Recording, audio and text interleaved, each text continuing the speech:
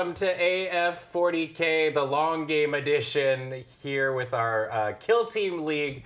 I am Ben. Joining me this week, we got a Funko. Hi. And we've got a Jacob. It's me. And you are the last two of the Kill Team League that has not been featured on camera yet. Awesome. Yeah. Yeah. I'm really excited to have both of you on camera doing the thing. You seem to be going through like a plethora of emotions right now, Jacob. I have a lot of feelings. Yeah. Yeah? Yep. I looked up some of the and got explanation. Yeah. There's gonna be a time. I think for old Jakey Two Hands. I genuinely think this game could go either way. So this is going to be really interesting. We've got, Jacob's been rocking his Greenskin Orcs as the current record holder of the most models on a kill team with 15. Yeah. I think we've got number 1 and number 3 of most teams, most model teams. And Funk's running the Navy Breachers which is a 10 model kill team. 12. Yeah. So this is definitely, I think, the most models we've had on camera for this Kill Team League. Yeah, that's true. Yeah. So I'm curious to see how this one's going to go, because this is going to be an action point heavy match. I think. There's going to be a lot of flim-flamming and flip-flopping going on, and I'm really excited to These see are all technical terms, by the way. Yes, that you would see, when you go down to your local shop and play. Into your competitive Warhammer stream, you'll hear about flim-flams a lot. Yeah, exactly.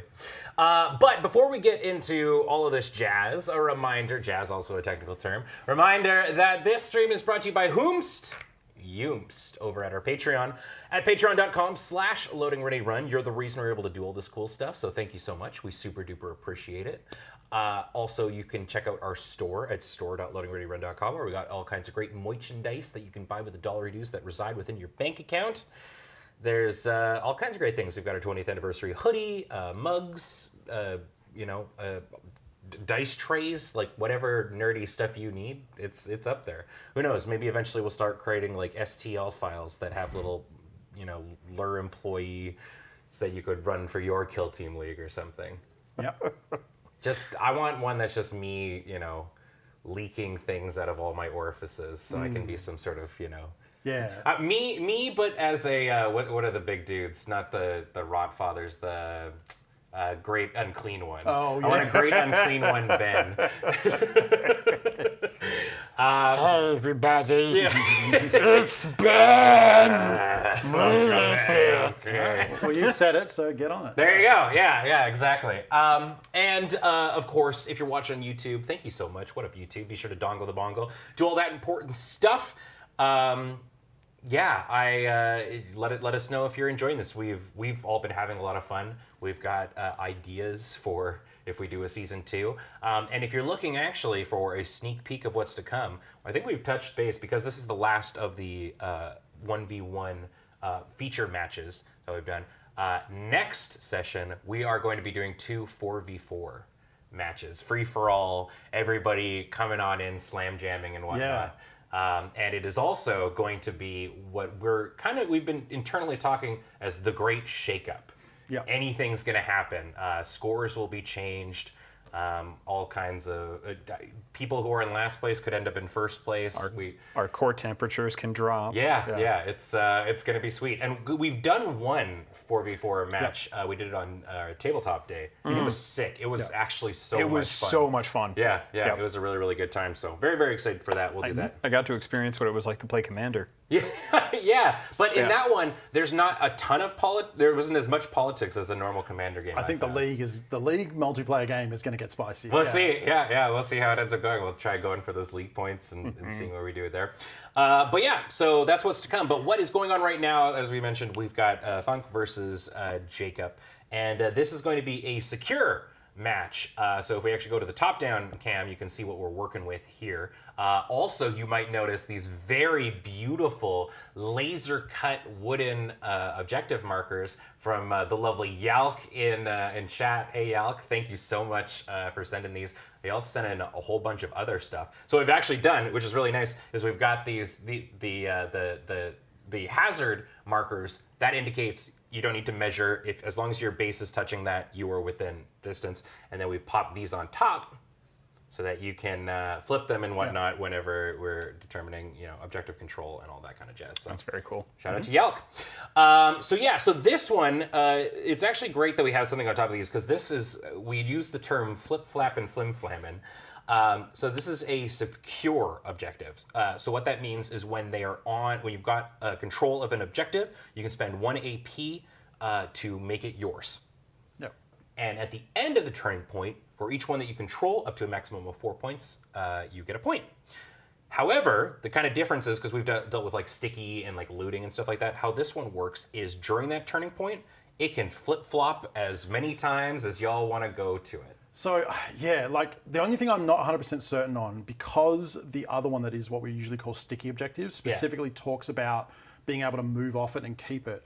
I'm still not 100% sure if this one is talking, because the rules of it is when you activate the point, at the end of that point, if you're the one that controls it, you get that VP. But obviously, we could come along and flip them back and forth between each other during that turn, and it's whoever ends up king of the hill, right? Yeah. So my concern is like, it talks about, until the team captures it, it switches. Is that contained within one turn? And then the following turn is like a nut. Do you know what I mean? Like, I don't think the last person to cap it in turning point 1 would then still control it in turning point 2. I would say I would agree with you there. I think because the other one specifically calls that out, and that this doesn't means that it probably doesn't. So I think it's during each, and then so at the beginning of the next turning point, they all go back to being neutral. I think that's how it works. Maybe I don't know if anyone in chat can confirm that for me. Let's see, because the other one specifically calls out. It says on the card sticky objectives, and this one doesn't. This one says action. And it has like a bigger explanation for how that all works. So I think this one is like, they have to be recapped each turn. Perfect. I believe that's correct. Yeah. So they can swap throughout as many times throughout the turning point, but at the start of the next one, everything goes back to neutral. And then chances are it'll probably be the same because we'll have dudes there ready to do the work. But yeah, perfect. So that is the one that we're running with here. Now we've gone through all of the stuff where, as usual, we've set up. In this one, Jacob is going to be getting the first activation. Has the initiative on that. Jacob chose to. You did what did you choose? Dash or fortify? Dash. He has the Free dash. dash. I have change order. You're gonna get the free dash, and you got the change order. So that's going on there. Actually, and before I totally forgot this. This is actually one of the big things I wanted to do before we got into the meat and potatoes. We need to talk about the scores. Oh yeah. We got to do an update on what's going on in the league. It's I'm so sorry, it's everybody. not just us. Yeah. We were so I was so excited because I'm really, really intrigued on how this match is going to go. But let's talk about where we're at right now with the scores and the standings for the league and who is playing against one another today. So as we've shown, Jacob is going to be running up against Funko. I'm going to be going up against Max. Ian and Corey, the battle of the household, is going to be going. They probably could have stayed home. I really hope they did. If they no, they're out there. Damn it! I was like, come on, pajama match. Like, pajama match. We just need the check-in from them, and then Alex and Cameron are going to be fighting. So right now, Funk and I are tied for first place. I had a banger of a match. I got the full 6 that you can get up against Ian. Following right up behind, so this is going to be an interesting. I'm scared of Max. I'm horrified of them. Like I said, getting 5 of his objectives in one attack really sealed that for me. So if it hadn't, I don't know what would have happened. Yeah, I think they. It's gonna. We're gonna find out where that puts us, and then Cameron is following in 4th. Then there's Jacob, Corey at 5, Alex at 4, and Ian at 3. So it's. There's gonna be some point shakeups, I think, today. I'm excited to see what all goes on down. Great. Okay, now that we've done that part and we've talked about what the mission is, we've talked about who's got all the things. I think we can do the part where I get the heck out of here. Okay. And you two can talk about your teams and showcase all your models and stuff. All right. I'm gonna go get my ass beat, and I'll talk to y'all later. Okay. All right. Goodbye. Have fun. I'm scared. They've got guns. Yeah, man, me too. I don't have grenades. Yeah. He's got grenades. You've got rockets. Sometimes you just need more boys, you know? Don't tell him that.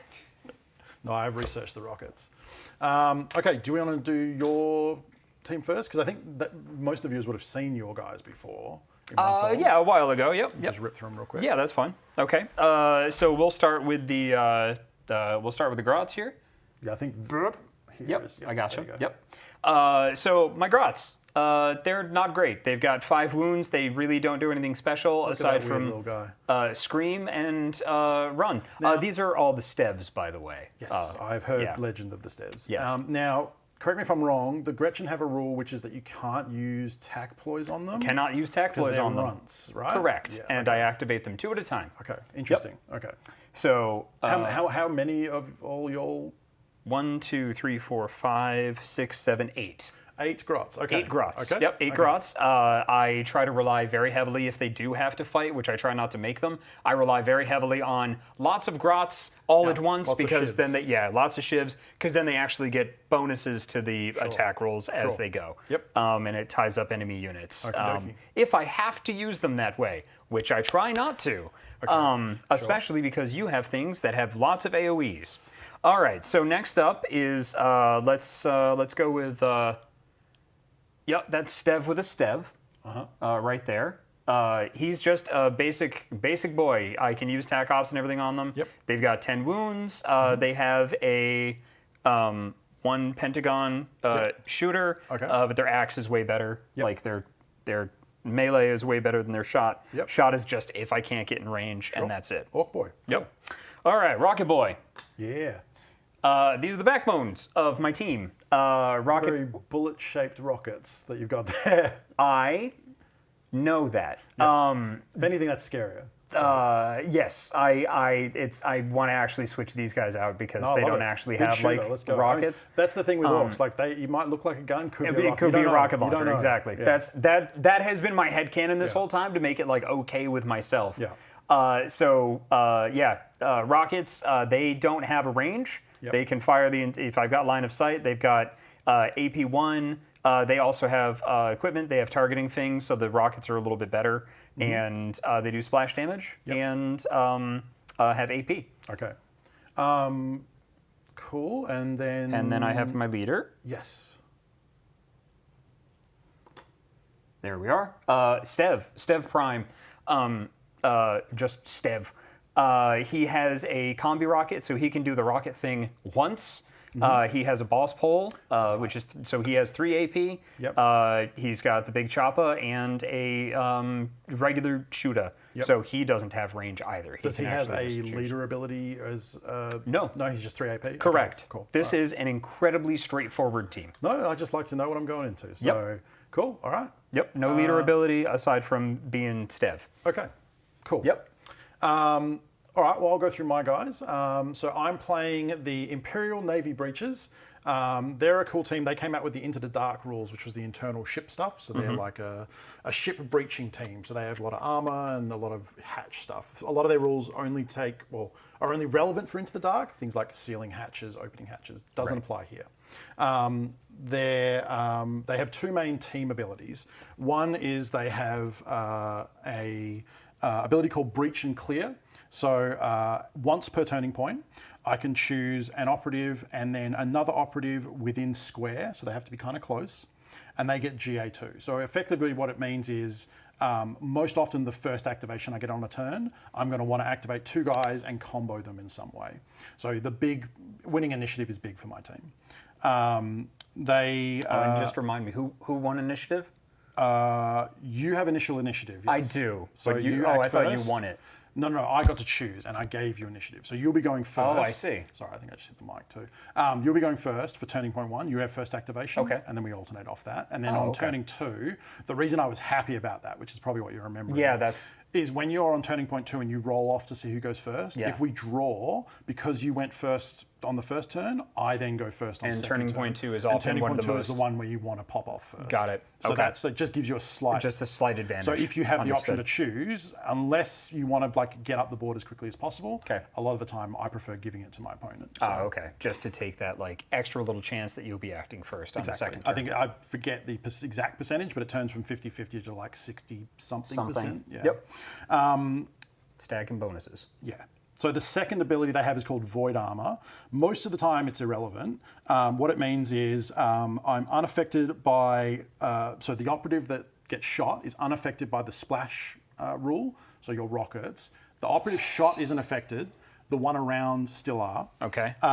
Each time a shooting attack is made against an operative that has Blast, or torrent on the special rule. Oh, that's the one that is you retain an extra defense dice, and my grenadier would retain 2.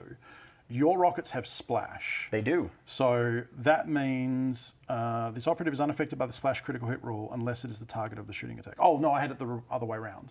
So the one you're shooting gets the splash, the other ones don't.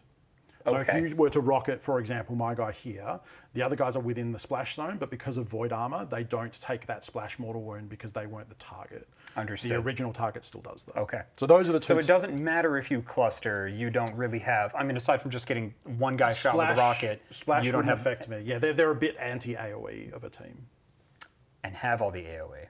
No. They only have 2 sources, and they're a bit limited. Okay. So we'll go through that now. Sure. So those are my overall team rules. So I can activate 2 guys once per turn, and then there's a bit of armor stuff. Okay. In terms of my actual units, this is my equivalent of your Gretchen. This is just a regular trooper. So the breacher, these are obviously have skulls. I modified mine to be spooky breachers. Normally they have helmets, but my guys look like spooky spectral ones.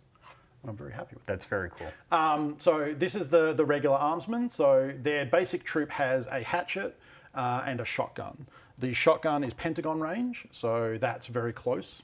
Most of the time they can't really hit anyone as they're moving up the board. And then the hatchet is not too bad. It's 3/4 damage, 3 attacks, 4 plus 3/4. So they're okay in melee. Okay. Better than a Gretchen, but probably not better than a boy, I would guess. I would imagine not. Yeah, so they are also GA2. So I have 1, 2, 3 troopers. 1, 2, 3. Yeah, so I only have 3 troopers. So they're GA2, which means normally I would activate 2 at once, similar to your Gretchen, but I have 3, so I've got an odd one out. So 2 of them will activate together. The third one will just be by himself. Okay. And they're just irregular. They're like my basic troop. They have 7 wounds normally. My equipment is the stim that gives them +1 wound. So I had 10 of those, but I have 12 guys. One of which is a skull and can't take one. So I'm just going to put it on everyone except this guy with 3 stripes on his gun. He won't have 1 extra wound. So they will have 8 wounds standard because they all get +1. Okay, so that's the regular troop. I have a leader who is a cool guy. He looks like a pirate. He has a gold tooth. Nice. He has a cutlass. That's I so thought made him cool, look dude. like a pirate. And then a bolt pistol. The cutlass works as a power weapon. Is that his helmet, or is that just a head Yes. that he picked up somewhere? No, that is his helmet. I like the idea that the leader still had the gravitas to still carry his helmet around, even though he's now a skeleton and don't need it. And I just I generally like leaders holding a helmet and pistol out. I think that's just a cool leader pose, Yeah.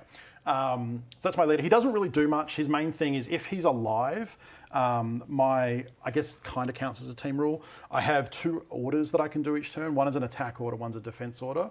I sculpted these tokens to represent them because you don't get one with the team. So the one on the left, the skulls, will be my attack token. The one on the right with the little console will be my defend token.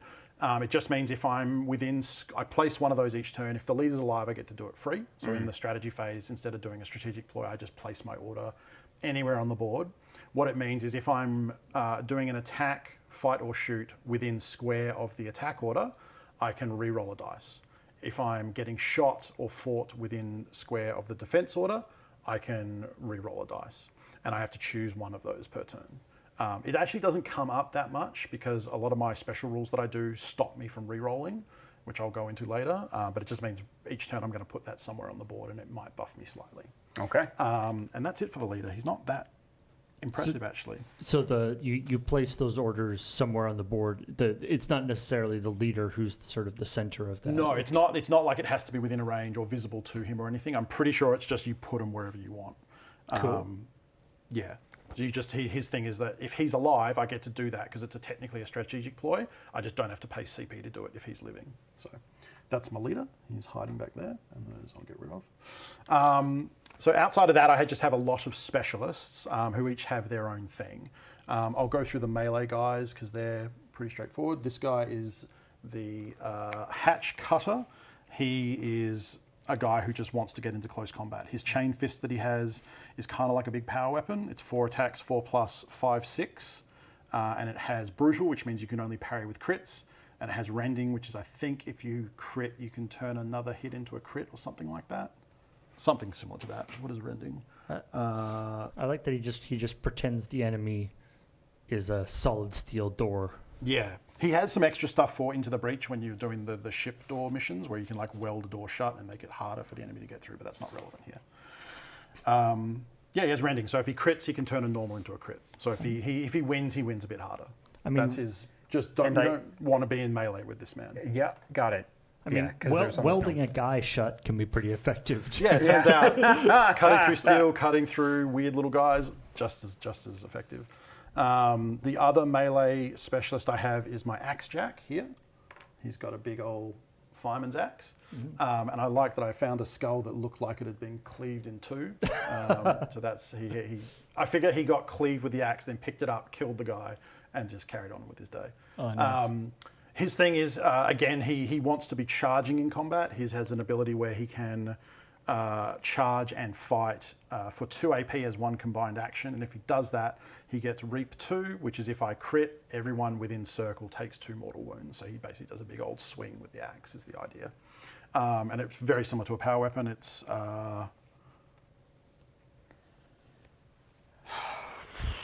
4 attacks, 3+, 4, 6 with lethal 5+. So this is kind of what I was talking about with like, the bespoke teams have a lot of tools with specialists, with a lot of kit, and the compendium teams unfortunately have a lot of, here's the Gretchen, this is their stats. Do they do anything? No, in fact, they can be done less to. They kind of, like that's the kind of thing where like, it's tough. We'll see how we go.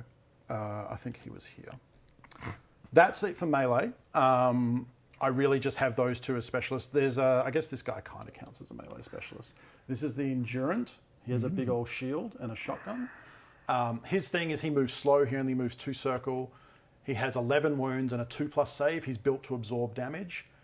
His special rule is his shield, for example, in melee does 1/1 damage. It's just meant to parry you out. He can discard 2 of your dice for every 1 parry he does. Okay. His thing is if he's on engage and an enemy, a friendly teammate gets into base-to-base combat, he is then shielding them. If you try and shoot the guy he's shielding and cover lines cross his base, you have to effectively shoot him first and you can't shoot the other one. So it lets someone get right up on them and then be on engage and be safe. There are certain things that break it. If you can break base contact, so for some reason you could push the enemy, I don't even know if that exists in Kill Team, but it specifically says as long as they're in base-to-base combat contact, he's protecting his buddy. Okay. That's his thing. And he can perform a fallback action for 1 AP instead of 2. I've literally never done that, but I guess he can. So he'll be slowly moving up, trying to protect and cover ground, I guess. I think that's pretty much it. We'll go through these 2 at the same time. So these are... this is one of the 2 blast sources I warned you about. So, the breaches have a couple of little dudes where, like, they have a guy with a console and a thing. This is the bomb skull, and the other one is like a bomb, just what do you call it, disposal robot, which is more of a scouting thing. Anyway, this little guy skull, his objective is to teleport across the map and detonate and kill himself. He's basically a grenade. This man controls him. So the combo with these 2 that I will probably do is use their team ability, Breach and Clear to activate 2. Yeah. Activate the skull. He has an ability where he can move with unlimited movement to a single point over the map. So he could look and say, I can see that wall back there. I'm going to fly with unlimited move and land there.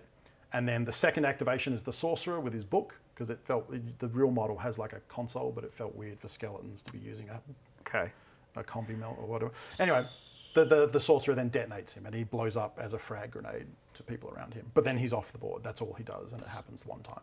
Yeah. So if I understand correctly, though, if you activate them first, you can just get a group back here, like your first turn, and I can't do anything about it? So he can't use the movability on turning point 1. It has to be turning point 2. It has to be turning point 2. So Thank you. Okay. Turning point 2 onwards is when you got to be wary of that. Got it. It means... Thank God. Yeah, it can only happen the once. It has to be a point visible. Yeah. All that kind of stuff. Yeah. Yeah, it's a gamble because obviously I'm trying to trade up. I want 2 or more models because I lose think a you're model going to be do it. okay. We'll see. I'm confident. Can still roll bad. You know, yeah. Can still roll bad. I don't know what the canonical system is, but I definitely like to think that it teleports, appears, goes, hello. No, I think it's like a Nokia ringtone goes off. Like, Oh, yeah.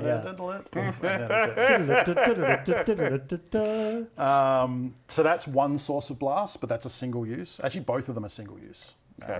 Now that I think about it. Yeah. So the other one is the Grenadier. Oh, good. You got more. That's so good. Yeah, this That's chunky great. boy is the one who's got one of each grenade. Uh-huh. He gets frag, crack, and stun because he's a Grenadier. That's his thing. And then he gets the detonation pack. So his thing is that he wants to run up because his little bomb suit, as part of void armor, because his own weapon that he uses has blast. The team ability takes effect on him, which says that if it's a blast attack, he gets to retain 2 cover saves automatically. So in real world term, what it means is he wants to run up to the team and then throw a det pack on them and explode.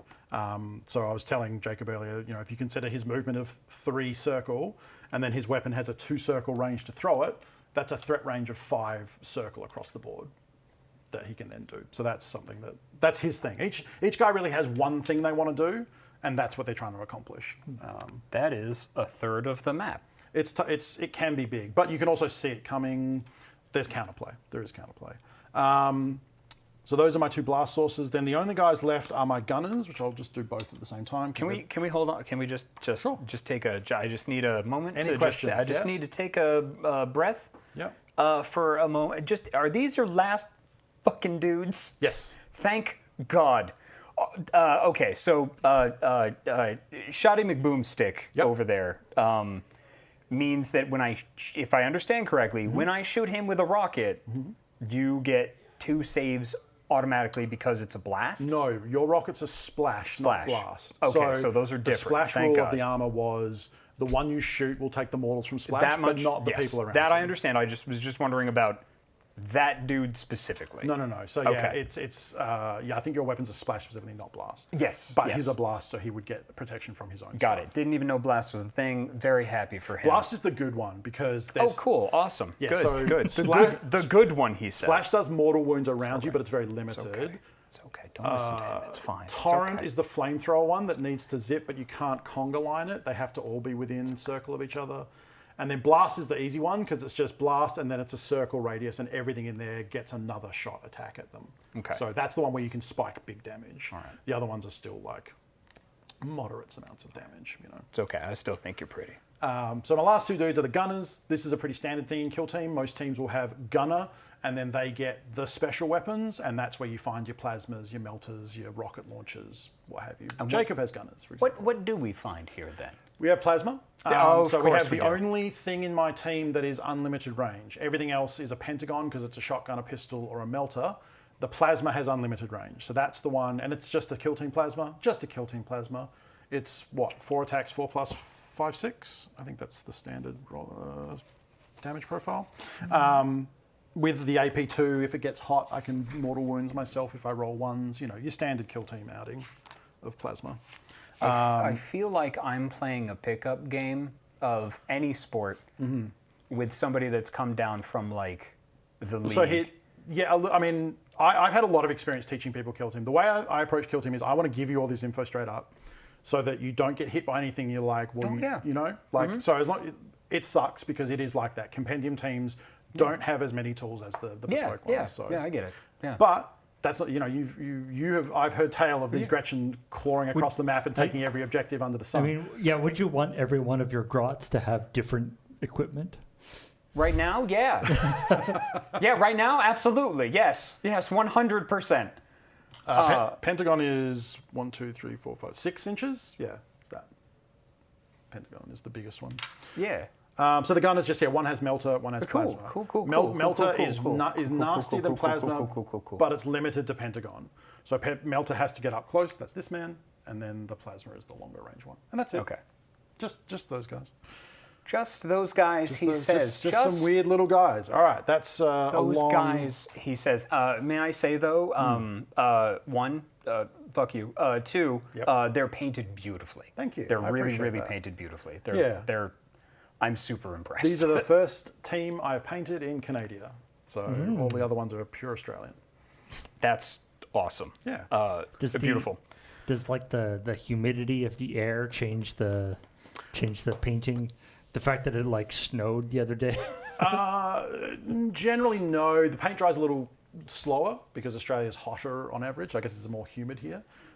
Temperature and humidity come in when spraying. When you're doing spray or airbrushing, that's when you really need to like check the outside because you don't want to mess it up. But it hasn't been too bad. You have to paint the other way around though because it's different hemisphere. Yeah, that is how it works. Yeah. Cool. All right. Well, I think we can just get underway. First activation is yours. Beautiful. Yeah. That's tremendous. Let's do it to them. Very good. Before we actually start with the activations, we have the strategic ploy. We start with 3 CP. It's going to be my CP. Oh no, we got the big boys. Yep.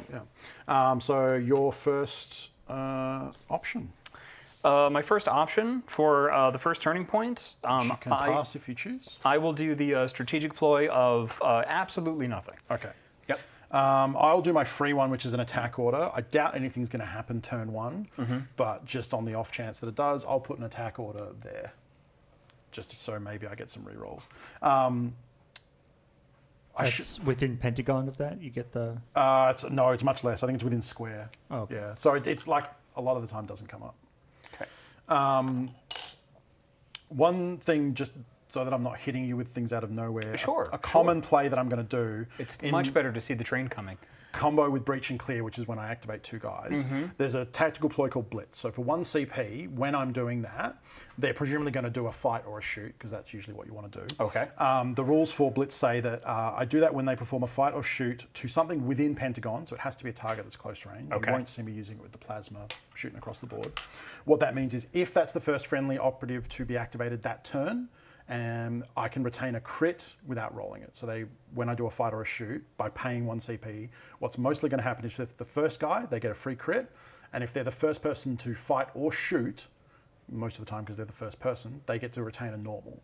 So of their attack, 1 is a crit and 1 is a normal locked in, but it means I can't re-roll my other dice. Whatever I roll for my remaining 2 dice is kept. Okay. But it's a way of like making it a little bit more reliable. Like I know I'm going to crit and hit. So it's pretty nasty with some of those things I mentioned, like the bombs. You know, if I do a blast attack and hit 5 people and pay for this, the rules clarify I specifically get to retain a crit and a normal on every one of those attacks. Okay. And then just roll the other 2 dice. So that can, like I said, usually what this team is about is first activation, big old hits, and if that hits, great. And if it whiffs, I've got problems. So that's what you've got to worry about is those initiatives. Okay, so I need to pray to Gork and Mark that your dice suck. Exactly, can happen. Good luck, have fun. So I did my free attack or my attack order. That means it does technically go back to you. You presumably can play a strategic ploy or you can pass again. I'm gonna pass. There's nothing. I don't think I want to spend any CP right off the jump because I think our teams aren't really going to do anything to each other for the first turn. I could be really conservative and do brace for counterattack, which reduces damage. No, I'm going to let it ride. I'm going to pass. We'll go with that. Okie dokie. So that is, we now have target reveal. So if you have attack ploy, some say you must reveal at turn 1, some say you can't reveal turn 1, and some say you have the option. Indeed. So if you would like to reveal any, you may. Yes, seek and destroy. Assassinate target. Yep. You must reveal this tac op in the. Here, I don't know if we have the card thing. Don't think so. Okay, cool. But you can just read it, yeah. You must reveal this tac. I do a lot of AFK, so it's always like, oh, geez, I got to put the card down. Yes. You must reveal this tac op in the target reveal step of the first turning point. Your opponent selects one of their operatives. If that operative is incapacitated, I score 2 VP. At the end of the battle, if that operative has not been incapacitated, but has fewer than half of its wounds remaining, I score a VP. So you get to pick one of your boys. Yes. For me to try to go after. Yes. Probably what I'm going to do So I'll just be very upfront about it. I'm probably going to pick a trooper and leave him on the back of the board for the whole game. So I'm going to pick this trooper right here. I'll give him a token so that he's noted. But I'm going to now hide him because that, to me, it's worth more to me to try and deny that VP than it is for him to do anything. So he'll be chilling at the back. So Okay. let's go. Okay. Cool. I'm not going to reveal any, I don't think. Well, that's a because fun card then. I can't. I could, but I won't, and I can't. Okay, so no reveals for me. That's it. First activation. Okay. Yeah. So that So just that, kind of sucks unless you're playing against a team that's small and they need to use everybody, exactly. right? Yes. So Okay. for example, there are some tac ops, in my opinion, that are too easy for the enemy team to deny. So for example, there's one that says if it's a security one. If there's anyone in your half of the board, any enemy in your half, or you're meant to keep me out of your half, right? Right. But then if I just put a toe in, you don't get You're the fine, VP. yeah. So it's too easy to deny. I don't consider it worth taking. So that's the thing. It's like, but against a team of 6, for example, right? Yeah. Cam has to pick someone. Then he's like, well, I can't really just leave him doing nothing. Right. You know what I mean? So it depends on the team. So if we were the same thing, if I had picked that thing, same thing for you, right? You go, cool, it's that Gretchen. He's on a snack break. Yeah, You know, exactly. Yeah, you get to go over there. Yep. Okay. So, cool. Your first operative. Okie dokie. I will activate 2 Gretchens. Cool. Where? There's my stick. There we go. Turning point 1. I love that. Excellent. Then I'm going to pretty much base 2 base. Excellent. All right. So I will move up there. Yep. And if you're on, activate. I am. So how do we want to do this?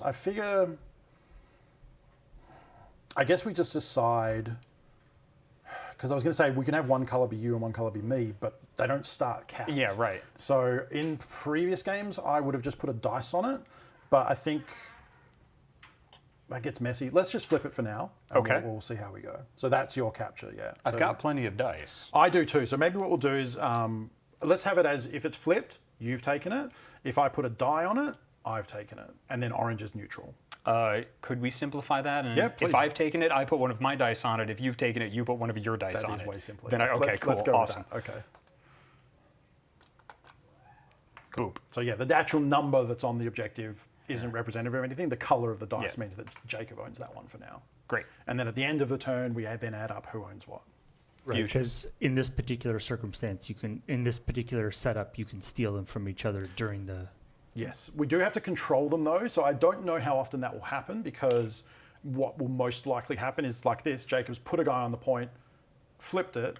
Now for me to get that back off him, I would need 2 dudes on there, because all of our guys have 2 APL. So I Right. would need, just equaling his team doesn't let me flip that. It would have to be. So I don't think that will come up that much, but yeah, it is possible. Yeah. It is still 1 AP to flip it though. Exactly. So yeah, there's 2 things in play there. The act of flipping it costs an AP, but control of that objective is determined by how much APL is around that objective. So And you can't flip it unless you have control. exactly. So because Jacob is the first guy there, it went from 0 to just his 2 APL. So he has control, so he can flip it.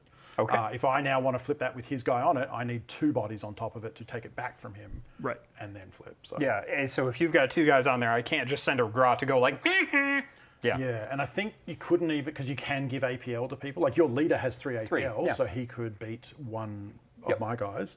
But even with me being able to give APL to my people, I don't believe that counts as control APL, because it's like a temporary buff.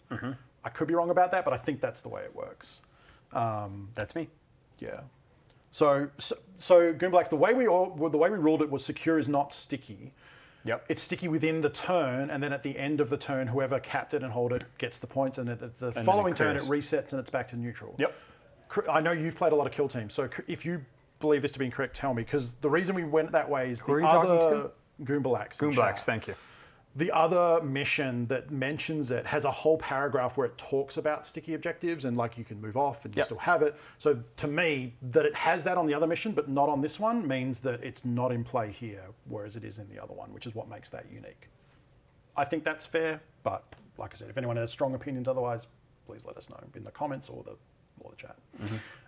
Cool, so that's your activation? Yeah. Okay. This will be interesting to see who gets Overwatch because it kind of should be me. I think I have, what, It'll be you. 10 or 11 activations? Yeah, but Yeah, it it'll be depends who you. starts dying, I guess.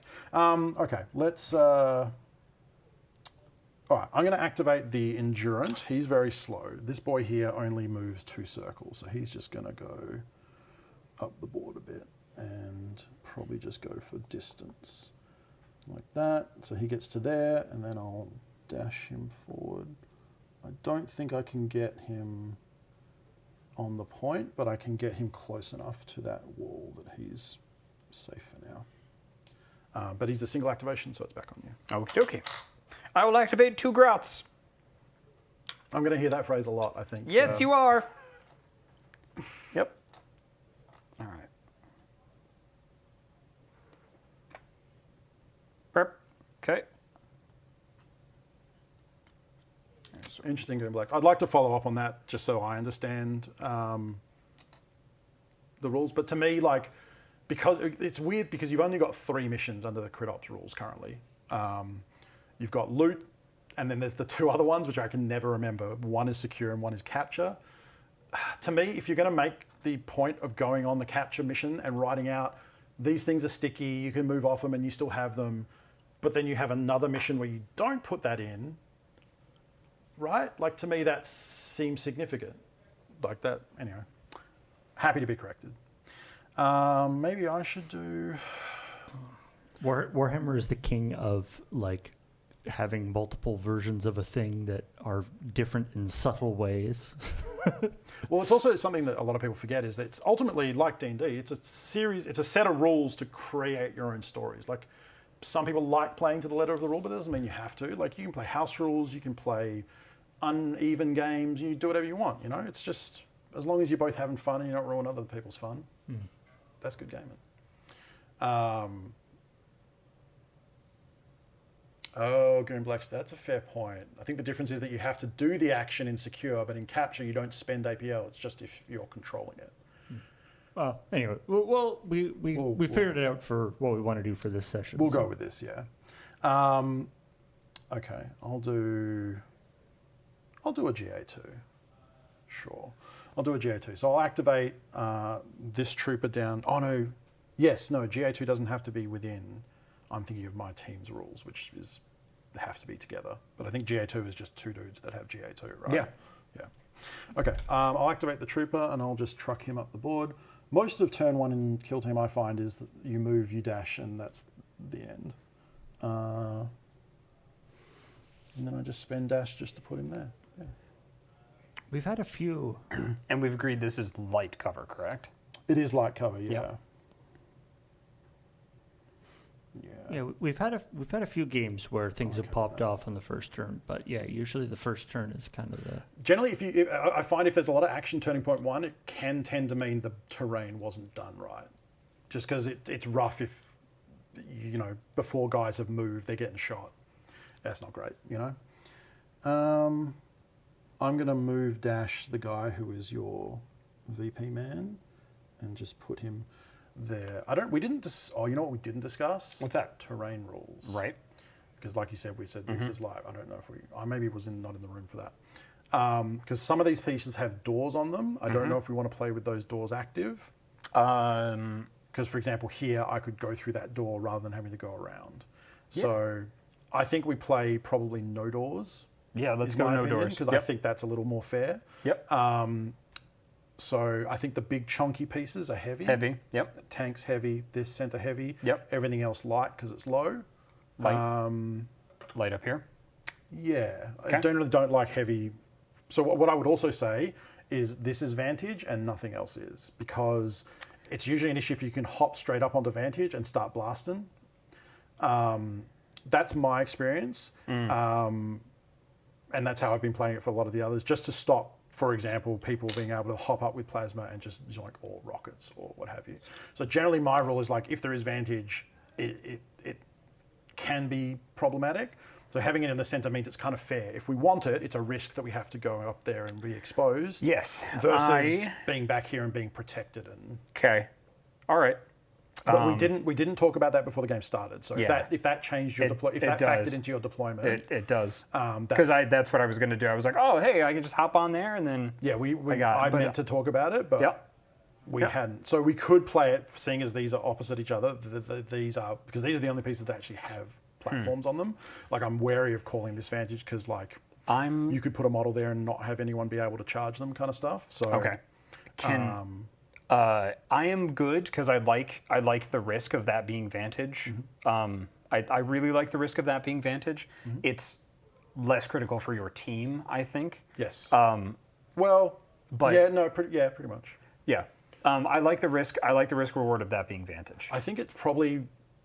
It's not going to be as big a factor for you either as you might think. Well, anyway, I agree. I like that the middle is the Vantage because we both have to risk it. I'm trying to be fair as well because you've got more of a melee-based team. We didn't discuss it beforehand. That's a little bit more fair because pretty much I can just wait for your guys to get out, activate these guys last, hop them up there, and then just start blasting away on turn one. Generally, the rule of thumb for Kill Team is if you can get into Vantage from deployment, it's not great because it leads to alpha strikes. So let's not do that. Let's be fair. I fully agree. Yeah, but it's something we should have discussed before the game started. All right. Do we? I don't know if we don't need to change anything. We don't need to change anything. No, we don't need to We'll change roll with anything. it. No, we're good. Okay, we're good. don't need to redeploy anything. Yeah, I'm Wait, not. But my personality is not hingent on whether or not I win this game. Like, it's cool. I'm here to have a good time. This is our first time actually like hanging out on camera together.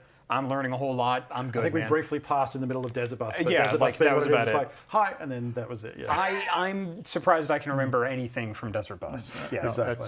It's been well established. Things that happened during Desert Bus don't count. don't Exactly. count. So I can't form memories. there. My second GA2 is just to move him there, really, and just tuck him in nice and tight. Put him to bed. And that is my 2 activations. Great. I'm going to activate 2 Grots. Let's see. Now I kind of want a guy to be on your team called Two Grots. That'd be amazing. And now I'm going to activate 2 Grots. Two It's Grots? Yeah, but you say that. But Yeah, I say that, but it's actually one of the boys. You know what? For you, I'm going to, because I have all of their names written on the bases, under the bases. So I'm going to move this guy. He goes up here. Instead of Two Grots. As long as when you say the 2 Grots, you capitalize it when it's the noun. Yeah, 2 the noun Grots. for 2 Exactly. Grots. So then Yeah, I'm going to everyone knows activate where 2 they are. Grots. Yeah. Exactly. Yep. And then, where's the other one? Can I take a quick measure? Are you okay with that? Of course, yeah. There's no rule against measuring. You can measure everything. You can. What I do, which I haven't done today. I think actually I might have a spare guy, but I like bringing a spare guy with a base that is the same as my other bases, and then use that to test. Like, oh, can I move here? Can I fit in here? Like, there's no. It's very old Warhammer to have rules against pre-measuring, but that's not really a thing anymore. Great. You can measure whatever you want. Go ahead. Okay, let's see, how are we developing? We got 2 Grots moving up the board in various places. I'm assuming the back of that tank is just riddled. That is, yes, yes. Lousy with Grots. Infested, one might say. I should also think about my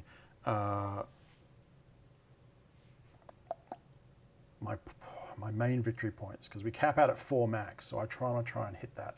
It's pretty hard to hit it on turn 1 though. Probably what I will do is have the leader be in charge of capping this point. So he's going to move. I'm going to activate the leader. I also still have my change order. So at some point when I activate someone, I can flip them to engage. So that is because that's from my scouting. So that's still kicking around. So while like Plasma is probably the only threat and is already on engaged, it's possible I could try and do some charge shenanigans or something. So that's my move to there, and then I'll just dash into that corner and just put him in there. Oh no, I can't do that. I can't do that because I need the APL to activate it. That's my bad. Sorry, so he can go onto that point, like there, and hopefully, I guess he could technically be shot. He has to be within. I wonder if I tow him there, is he now technically within triangle of that? I think he is, so he's in cover while on the objective, and then he flips it. And then we decided we're just doing that.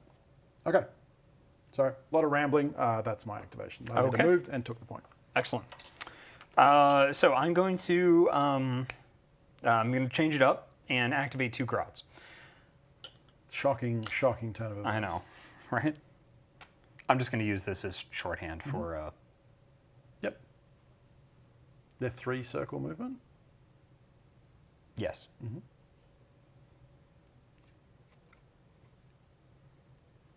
And if I tuck that dude right in there, you should just be out of range of this guy, I think. No, he is not. Well, that's fine.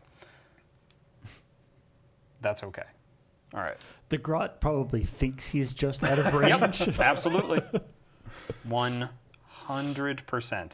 They're not great at the measuring though. They're not.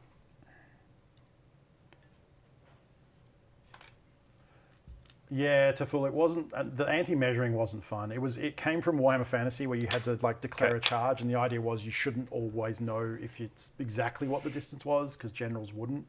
But the reality is, it just meant that it wasn't that fun. Yeah, it was sort of a fun idea, but in reality, yeah, the actual logistics of playing it was just like, oh. Yeah. And then what ended up happening was you couldn't measure, but you could stand back and be like, yeah, and it just led to like measuring but not measuring, and it was just silly. Okay. I assume the skull just like, I've never used this model before, so I bought it because I knew there was a lot of Gretchen. I was like, you know what, having a skull that blows up, probably a good idea. But I actually don't know how he works. Wow, he has a movement of 4 circle. Huh. The operative cannot perform any actions other than dash, fallback, normal move, or pass. Huh, okay. Cool, so he kind of trucks, huh? But he can't do mission actions, so all I can do is move him up the board, really.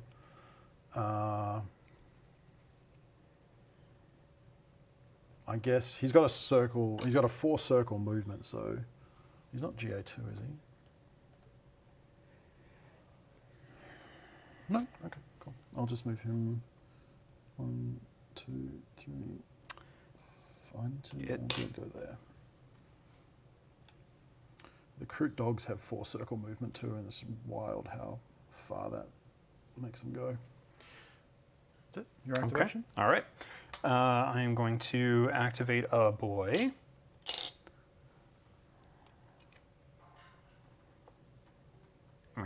Yeah, the scatter dice and templates are back for Warhammer Old World.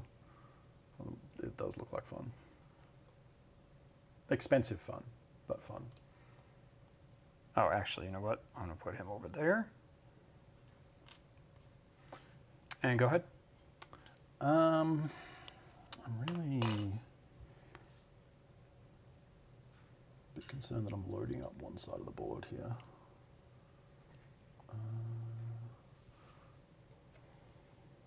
How close can I get with this man's 2, 3? It's basically on that line, and then I can get in. I can get on it, but I can't cap it.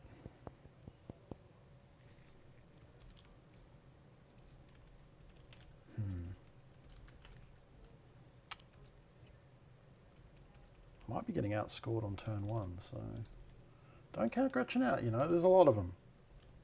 That is the entire basis. That's it. That's what they've got. There's a lot of them. Yep. There's a lot of them. I think I'm just going to have to move this dude up, and then I did try to build the way that I generally do things like make D&D characters and things like that is I will come up with the stupid idea or the idea that I think is going to be the most fun. And then I work very, very hard to make that idea as viable as possible. Yeah. Anybody can min-max. That's just math. Yep. In order to min-max according to the constraints of a story, that's skill. Well, that makes sense because a pile of Gretchen shouldn't work, but they do have bodies on the ground, and that is there are many teams that's their Vet Guard that Alex is playing. Their whole thing is they bring a lot of mans. So a dash, I can pretty much 3 circle and then a triangle, correct? So your move is 3 circle. Yep. And then the dash is a square. A square, that's what I meant. I'm sorry, excuse me. I know what shapes are. Okay, I'm going to activate this boy. 2,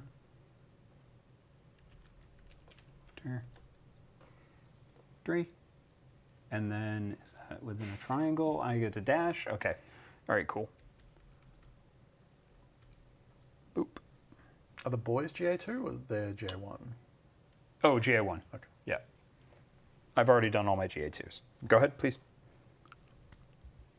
Okay. I will activate a trooper who is GA2, but he's the only trooper left, so Right. he's all by his lonesome. I'm just going to do the old... The saddest GA2 activation. Is a little bit sad. Yeah. You Me and my must friend- unless you can't. Me and my friend can act. Oh. And then I'm just going to dash him, which is more than enough to get behind that.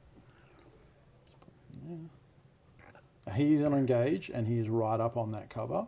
So while he gets cover from it, he is shootable if you're within range and all the other usual stuff.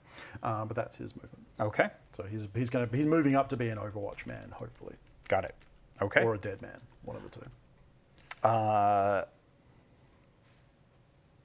Yes. Okay. I will activate a boy. I have 5 operatives to activate after this. I have 1, 2, 3, 4. Oh, that's right, because a lot of your folks are GA2. It's only 1 actually. So I have 12 people, but 1 pairing is GA2, so it's 11 activations. So you have 15 people, but 8 of yours have GA2, so that's actually 4. Okay. So 7. So we might be equal on 11 activations. Oh, maybe. I think I did that math correctly. Okay. Does Funko live in Canada now? No, I'm here for 6 months as a tourist. So I'm due to go back in April at this point. Move in a dash. All you. Cool.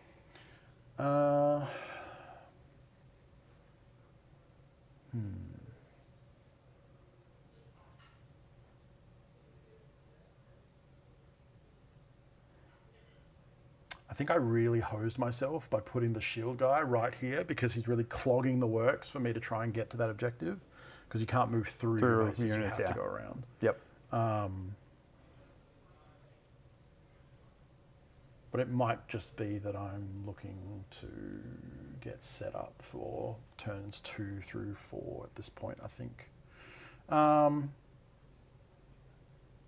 far could I activate this guy? Let's see. I like having 2 of these. Whoops. So that you can do a bit of this. So he's going to go there. 2. Like feet. 3. Oops. It's whether I put him around there, he gets shot. I put him up against that, he probably still gets shot. Oh, did that move? My bad. No, no worries. I just have OCD.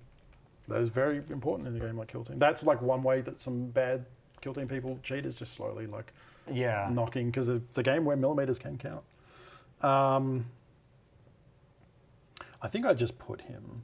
No, there's no way you could get that far. I think I'll just tuck him in beside on the cover. He's on a conceal order? He is, yeah. So he's just tucked in there, so he won't be shootable. That is my intent, and that is my activation. Okay.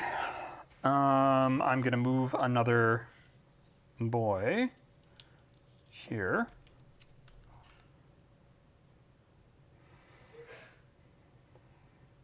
Yeah, long visit. That's the correct way to describe it.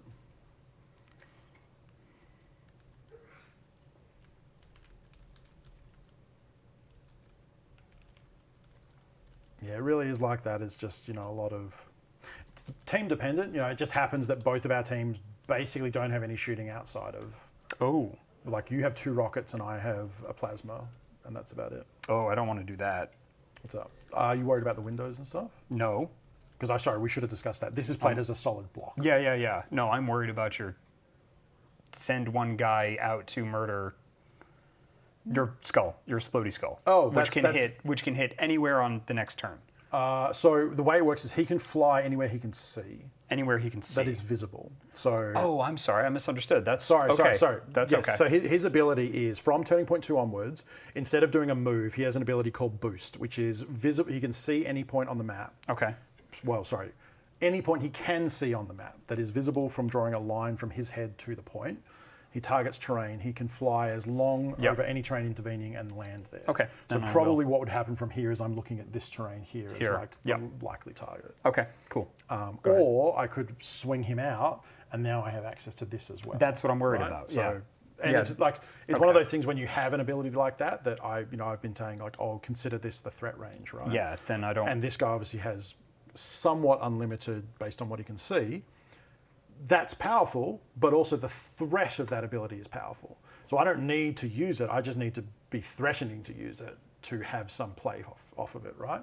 So whether Okay. I pull it off or not, it may just be enough to make Jacob scared that I'm going to pull it off and make him play differently as a result, you know? Yeah, it's the in Street Fighter 6 terms, you're Zangief.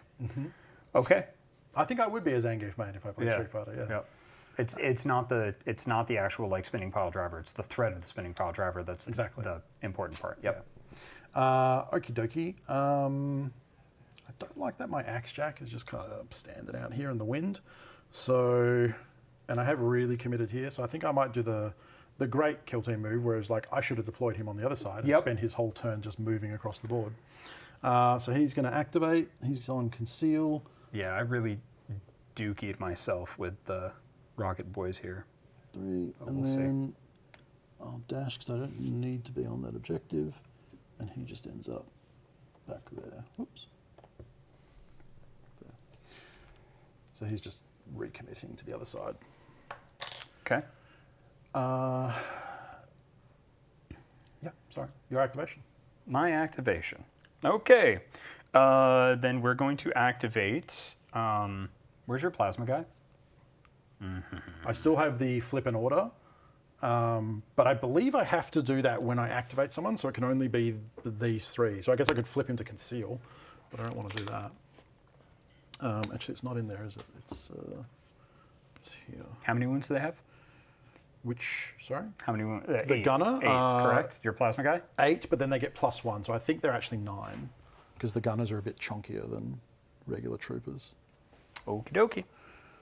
They are base 8, so with stim, they're 9, yeah. Oh, 9, okay. So and they have a 3 dice 4+ save. I think that's correct. Yep. Fantastic. And then Okay. my flip order, yeah, it's when I ready an operative. So I can't flip someone who's already moved to get an extra Overwatch. Okay. So it means if I want to, I would have to flip one of these 2, but Then, I can't really do anything, so I'm kind of wasting my scouting option. okay. So just to be clear, your 2 gunners that you haven't moved yet. I'm sorry, excuse me. That plasma guy Is one? He actually has a range though. Like he's He's got Pentagon range. Pentagon yes, range. And he's on okay. conceal anyway. And but he's I on could conceal. flip him. Yep. But he's still limited to Pentagon. Okay, then we're going to take a risk. Okay. We're going to put my Love that. rocket boy here. Yep. I believe I've got a shot at your plasma. Now that's, yeah, good question. So you can see him for sure, because you can see across the board. Yep. The way And we I- measure it is you need to be able to draw from either side of your base, from like left or right, needs to be able to draw to both. Yep. So we try and get that line. You can see And I don't believe that touches it's the... not crossing heavy cover, which Yep. is what matters for obscuring. Yep. So far Jacob is doing this correctly, which is And I don't think he's crossing the base of your shield guy. that only would matter if they were in base-to-base contact. In base contact. Okay, so they've got to move up with them. Oh, it's like a riot shield. Exactly. Yeah. Aha. Exactly. So he like puts his hand on his shoulder and they go Okay. forward. Yeah. So I think I can get a shot at him. Yep. Yep. Okay, Absolutely. great. Okay. All He's right. on engage. I assume. He is. Okay. Yes. Yep. Sorry. Let me No, move that yeah, out that's there. Cool. Shield guy sets up and then just sees But- sees a rocket shoot Because past you the- can shoot me. That You also can. means I Yep. can shoot you. I know. That's. I'm hoping I roll well and kill him. Yep, fair. That's what I'm hoping for. So your rocketing, which is now 4+ because of the equipment. Correct. My gunner is here. So the gunner, the rocket special rule is splash 2. Yes. AP1 splash 1. AP1 splash Yep. 1. Okay. So the operatives on. So okay. So my special thing is anyone around him wouldn't be affected by it, but he is. So if Yep. you roll a crit, he will take a mortal. Yes. I believe that's not for each crit. Is it just I if believe. you crit, it's splash 1? I think it's if I crit. Because if I crit, in it the is splash 1. rule, right? Yep. Yeah. Oh no, it is. Sorry. in the roll attack, for each crit retained, you inflict X mortal wounds, where X is the splash. So for each crit you get, I take up mortal. You take, and if it was splash 2, each crit you would take 2. Exactly. Yep, okay. Great, then I'm going to give it a shot. Yep. I don't have cover, so it's pretty straight up. That's going to be 2. 2 normals? Yep, 2 normals. Unless you were going to command reroll, I probably I will not suggest that. Yeah. Nope. So you said it's AP 1, AP1. so I lose a save, and Yep. then no cover or anything, so it's just 2 saves, 4 plus. 4 plus. That's neither. That's neither. So that is how much damage? That's going to be, excuse me, that's going to be 8 damage. Okay, so that he would be alive on 1 from the stim, or I could command reroll to try and make a save. But I'm paying a CP for a 50% roll. Considering he's going to live on 1 wound anyway, I think I'll just do the... I'm just going to leave him on 1. You're going to leave him on 1? I'm not going to pay. Okay. He's on 1 wound, so I have these fancy little wound markers, which is... So he's on the 1 HP club gang. Okay. Yeah. All right, that's me. Okie dokie. So now the smart thing will be to activate the plasma before he gets blown up by anything else. Your 2 Gretchen that are there are on conceal, but they have no cover, so they... That's correct. Right. Yeah, their butts are in the wind. Yeah. Yep. Oh.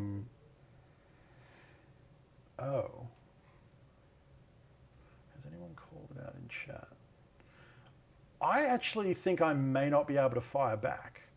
Because with shooting, right, you can shoot through team members, but isn't he obscured if I draw the line through his team member? So because I'm shooting, like he could shoot me, but that was because he wasn't drawing... Oh no, because you would have gone through these guys and it would have been over a circle. Maybe it is fine. The stem is equipment. Navy breaches have an equipment option for 1 equipment point. You can give their operative +1 wound. It's ridiculously powerful. It should cost 2 points, in my opinion, because you never take anything else. You take 10 stims every time. +1 wound is too good. Sorry, yeah. So he shot me. You can shoot through your own troops. That's fine. So I could return. Yep. But I'm just wondering if it's because I'm going to draw through the Gretchen. Does that mean they're obscured? But then if that was the case, you drew through these, so I would have been obscured. I think it's fine both ways. Can anyone confirm this? This is one of those weird shooting things where, like, I'm not 100% sure if it is okay, so I've got, like, some guides here. Because the intended target is with 1 inch of the copy of the cover lines crossed, then... Oh, I think you have to be close for that to work. I think you have to be within triangle. That seems to be what it says. It doesn't have an example of someone in the middle of the shoot. I'm totally fine. I think it's okay. Yeah, that's fine. Someone in chat, correct me if I'm wrong, but I believe that's okay. Yeah, let's take the hit. Because, like, that was kind of what you went into thinking. Yeah. Like, I'm going to take the shot. I hope to kill him. If not, Yeah. I know I'm probably going to cop it on the return. Okay, so I'll activate my plasma gunner. For his first action, I will shoot the boy who just shot me. He's just got 2 AP, right? If I go hot. Okay. The problem with going hot, though, is if I retain a 1, he just He explodes. explodes. Yep. And I actually don't know what happens if the attack continues at that point. Probably not. I think I just die. Logically, I think it Because wouldn't. no, I think you're right, because when you retain a mortal, it happens instantly Yes. before other stuff goes Yep. through. So he would just die. Die. I think. So I don't think I'm going to run hot for this one. Yeah, I think that's just silly. I also think I probably won't need it for the boy. So I'm just going to go regular shoot, I believe, which for a plasma will be AP 1. 4 attacks, 4 plus 5, 6. Do I want to use anything? No, because it's too far. Yeah, no, okay. Just a regular plasma shot. So 4 attacks, 4 plus. Okay. He's wounded, right? Oh, you're right. Yeah. He is injured, so it's -1, so it's 4 attacks, 5 plus. Yeah. Unless I can pay to ignore that, which I believe I can. It just costs me a CP, doesn't it? Calm head. Use them and activate to the end of the you can ignore them. Yeah. So when I activate my gunner, I'll pay for calm head for 1 CP. Okay. Which means I get to ignore until the end of battle. Oh, it's until the end of battle, which is funny. So now, until the rest of the battle, he ignores being injured, basically. He ignores modifiers to movement characteristic and to ballistic and weapon skill. Oh my goodness. But I don't imagine he's going to live long enough for that to matter. There is nothing worse than thinking that you've done something clever to find out that somebody has a counter to it. Okay, Well- because I was like, if I can wound him, at least I'm going to take the shot. That was the risk reward that for I was sure. going for. Honestly, I would probably think of it as it's still effectively taking out my plasma gunner, like close enough. yeah. And you're eating into my resources Yep. now to maintain what I would have had. So I Yes. think it's still But I'm risking one of like my one of two main big guys. threats. Yeah. That is Yeah. true. Yeah. All right. So 4 attacks, back to 4+, Mm-hmm. 5, 6, I think, for plasma, right? I think that's correct. Okay, so that's 2 normals and a crit. I'm not going to reroll. I'm happy with that. So you have AP1, so you lose a save. Okay. Which I don't know what the boys' saves usually are. 3 at 5 up. Okay, so it's 2 at. Does this count as cover? Like where he's at? No, it's only if it's No? drawn across lines. So okay, he's out. understood. If he had tucked a corner in, but he's also engaged. So Yeah. yeah. Basically, the line needs to draw or over cover. Oh, I So- just want to know if I can retain. That's all. So no. Yeah, no. Because he Okay. would have to be basically behind that. But So because- I would have had to have parked him here. Yes, And that then would do could it. I still have shot that guy? Yes. You can do that. We can say that because that's probably what you would have intended to do. That was what I was Yeah, intending. let's go with that. So Okay, you all right. lose a dice, but you do retain a save. Yep. So you're rolling 1 dice at 5+. Okay, how much am I? So I've got 2 normals and a crit. 2 normals and a crit. So Okay. that would be. Well, we may as well just roll the one because you might roll a crit. I might roll a crit, yes. But I'm going to use just a scratch. And yeah. I'm going to get rid of that crit. You roll your save first, I think. Okay, I will roll the save first. Probably won't matter. I but there is an order. didn't. Okay. So you've retained 1 save. So I you have retained 1 normal. save, 1 normal. So that will cancel out a normal. Yep. Then you want to just to scratch the crit. Correct. Okay. Which will take you down to 3. Yep. And then that means 1 normal going through, which is 5 damage. No? That's Yes, sick. 5 damage. 5 damage on a regular? Yeah, it's 5. Plasma is 5/6. Yeah. Plasma is sick. Okay. But it's interesting for your team because killing the boys and the leader, yes. Everything else, it's a lot of firepower to kill a grot. Mm-hmm. So once it's interesting in this matchup. Okay. And now, because now he's below half, he's wounded. What was his starting wounds? 10. So he went. No, you have to be below half. Below half. So if you're 5, you're not injured. Beautiful. Yeah, or sorry, if you're exactly half, you're not injured. I am exactly half. Yep. Okay, Righteous. now with my remaining activation for my gunner, I'm just going to move him to there. Okay. Still unengaged, but the idea is that he's behind cover. and Behind safe. cover now. Yeah. Yep. Okay. And he's done his thing. That is that activation on you. Okie dokie. Great. All right. I'm going to activate my other rocket boy. I am going to just move him here. This gentleman is on an engage? Yes. Can be shot. Can be shot? Is viable, yes. He is viable. Because he's up on light cover. Yeah. So the way that I ended up learning this was if you're on conceal and you're up against light cover, you're carrying behind. If you think of Gears of War, right? Think of Yeah. a cover shooter, you're up behind the wall on conceal and you're covered. If you're on engage, you're ADSing over the wall. So you're up aiming and you're a viable target to be shot. Okay. Then I'm going to take a shot at that guy. Yep. Okay. So he is 5. And we decided he was the one that didn't have the extra wound. I One believe of, so. one of my troopers doesn't have the wound, Yeah, and that's him. I believe so. So he's 7 wounds and 3 4+ saves. Okay. He does get cover, so he's visible to be shot, but he does get to retain 1 dice as cover. He gets to retain 1. But he loses 1 because of your AP as well. Yes, he does. Yeah. Yep. So So we'll call 1 retained as normal, and then I've got 2 to roll. How did you do? just 2 normal hits. Okay. Cool. Your no CPs rerolls or anything? I'm going to have to see how you save. Yeah. No. So your choices of what you reroll happen before I roll. Oh, no re-roll. Okay. When you said re-roll, it's pretty much what I'm going to trigger is if you don't take any wounds, Of course. I'm going to shoot again. And that's at Yeah. the end. Yeah, cool. Wow, that's a crit and a normal. So I got 2 normals and a crit. Okay, so that pretty much means you So took... I saved the 2 normals. You saved the 2 normals. In this instance, did not take any damage. Excellent. Well, then I'm going to use more DACA. because I really want that guy out of there. Okay. So Jacob's using a tactical ploy. That is a tactical ploy. So in the event that he does an attack that doesn't wound an enemy, he can pay 1 CP to do the attack There we go. That's much, much better. again. Okay. So that's going to be 1 crit, 2 hits. Oh, okay. So same as before, I retain 1 for cover. I lose. Ooh. No, the last one was wrong. I was supposed to lose 1 for AP, wasn't I? You were supposed to lose 1 for AP. And I had a crit and 2 normal, so that can't have happened, right? I should have only had 2 dice. Correct. You should have so only had 2 dice. Do We you want to should rewind? We should redo okay. that. So Then you that's had 2 2 normal normals. hits. Yep. I had retained 1 as a save, and then I should have lost 1 and rolled 1, which is a normal save. Okay. So it's effectively the same thing. I Okay. saved both. Okay.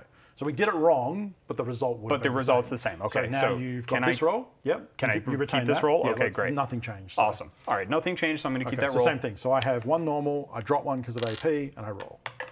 I missed that, so I have 1 normal save. Okay. So 1 normal cancels out 1, and I take a crit and a normal. So the crit is 1 mortal wounds for splash right off the bat, Yes. because I got a crit. Right. So he takes 1 mortal wound, goes to 6. Goes to 6, and then that's going to be The crit damage. 9 total. Yep. So he's dead. Crit is 5, yep. Yep. Okay, So the first casualty of the match. great. Does that trigger any of your tac ops that are only revealed when a model is incapacitated? Well, sorry, some tac ops are triggered when a model is incapacitated. Just double check. There are usually certain conditions under which that would happen. Like, for example, Nope. one of the ones in Seek and Destroy is No. if they are within, like your operative is within. Yeah, the drop but you zone or have to stuff, you or have to like, do that on the reveal step. There's a lot. Anyway, just basically, Yeah, as long as you've checked your tac ops Nope. and there's no conditions, We're good. No conditions. Cool. So we got 1 down, and then back to me. Yep. Because it's a GA1. Okay. So I have 2 activations left. You have. 1. Okay. So I'll activate 1, then you'll activate 1, and then. Okay. So there'll be no Overwatch this turn, assuming no one dies, because there won't be leftovers. Cool. I still have my scouting to flip an order. I just don't see any way that's really going to accomplish anything. Is it your knob is still to go as the last guy? Yes, my boss. Yep, Okay. And he has a pentagon range on his weapon. he does. The limited Oh, I'm use sorry. rocket, No. is the rocket. The shooter doesn't have a limited range. Okay, but the rocket does. The rocket does not, but I can But only it's- fire once. Okay, so he's not limited by range. Correct. Okay, so that's relevant because he could pop out and pop off.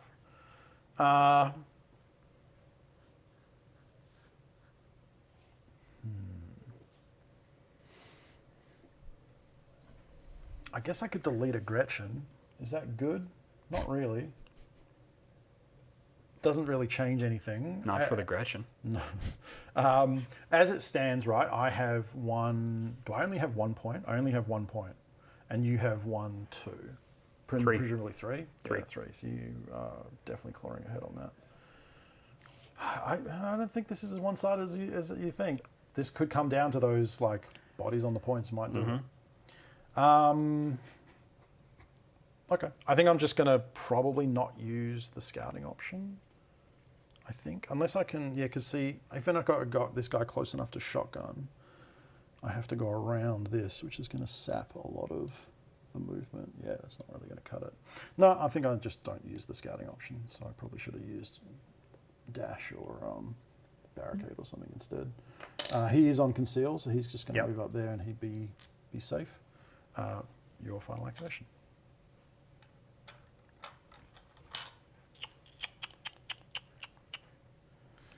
Okay. Essentially, I'm just going to be moving him like here, just to tuck the corner in so that he can. Is he on? He's on an attack. He's on engage. Okay. Yeah, he's on engage. So he can be shot from there. He can, but you don't have anybody that can shoot him. You're right. Yeah, I wouldn't be able to get close enough. Yeah. Yep. And there's going to be no Overwatch, so his shot. Yes. It's more of a turn 2. And you don't have anybody on an engage order here, correct? Not anymore. No, you killed anymore? one. Yeah, and he would have only had a pentagon range, so he was only going to shoot the Gretchen if he could. Yep. Okay. Where do I want to put the sorcerer for my last thing, and then we can get over to turning point 2. I don't think he really needs to be line of sight or anywhere in particular. It's my first time using him, so forgive my lack of familiarity. That's all right. Makes shooting attack. Yeah, because his shoot is to detonate the skull, and then it just hits people within circle of the skull. So I don't think he needs to be able to see it. Make a shooting attack. We made. Yeah, okay. And then he's got interference, but I'm not going to use that. Okay, so he can just be anywhere, it turns out. I'm probably just going to put him over there to kind of even up the numbers, I think. Actually, that's not true. They need to be within square of each other. Nope, never mind, change of plan. I'm going to activate my Void Jammer, doop, doop, and then dash, and he's going to chill. We really need to blue tack these terrain pieces down before the game starts, but I keep forgetting to do that. Cool. He's just going to tuck in there and hide. Okie dokie. Read his book. Cool. That's turning point 1. Okay. So kind of uneventful. I guess we did trade some shots. I killed a man. That's true, you did. Yeah. Not uneventful for that one guy. That's true. Yeah. So I would call those acceptable losses, and we move into turning point 2. I got 1, 2, 3. You do. I have the 1. Okay. And no tac ops for anyone. Yep. Ready operatives. Okay. And on to turning point 2. And I will take my dice back because I no longer control those points. Correct, yes. Flippy, flippy, flippy. Yep. My order comes off the board because that's just for the turn. I like the idea that orc was like, I got the guy. And it's like, no, that wasn't the guy. That wasn't the target. That wasn't the guy. They're going to say that after they kill anybody. Like, I got him. No, that wasn't him. Oh, it's right. Oh, right. There we go. Okay. And then we're going to roll for initiative. Yes. So this is where I don't want you to get initiative.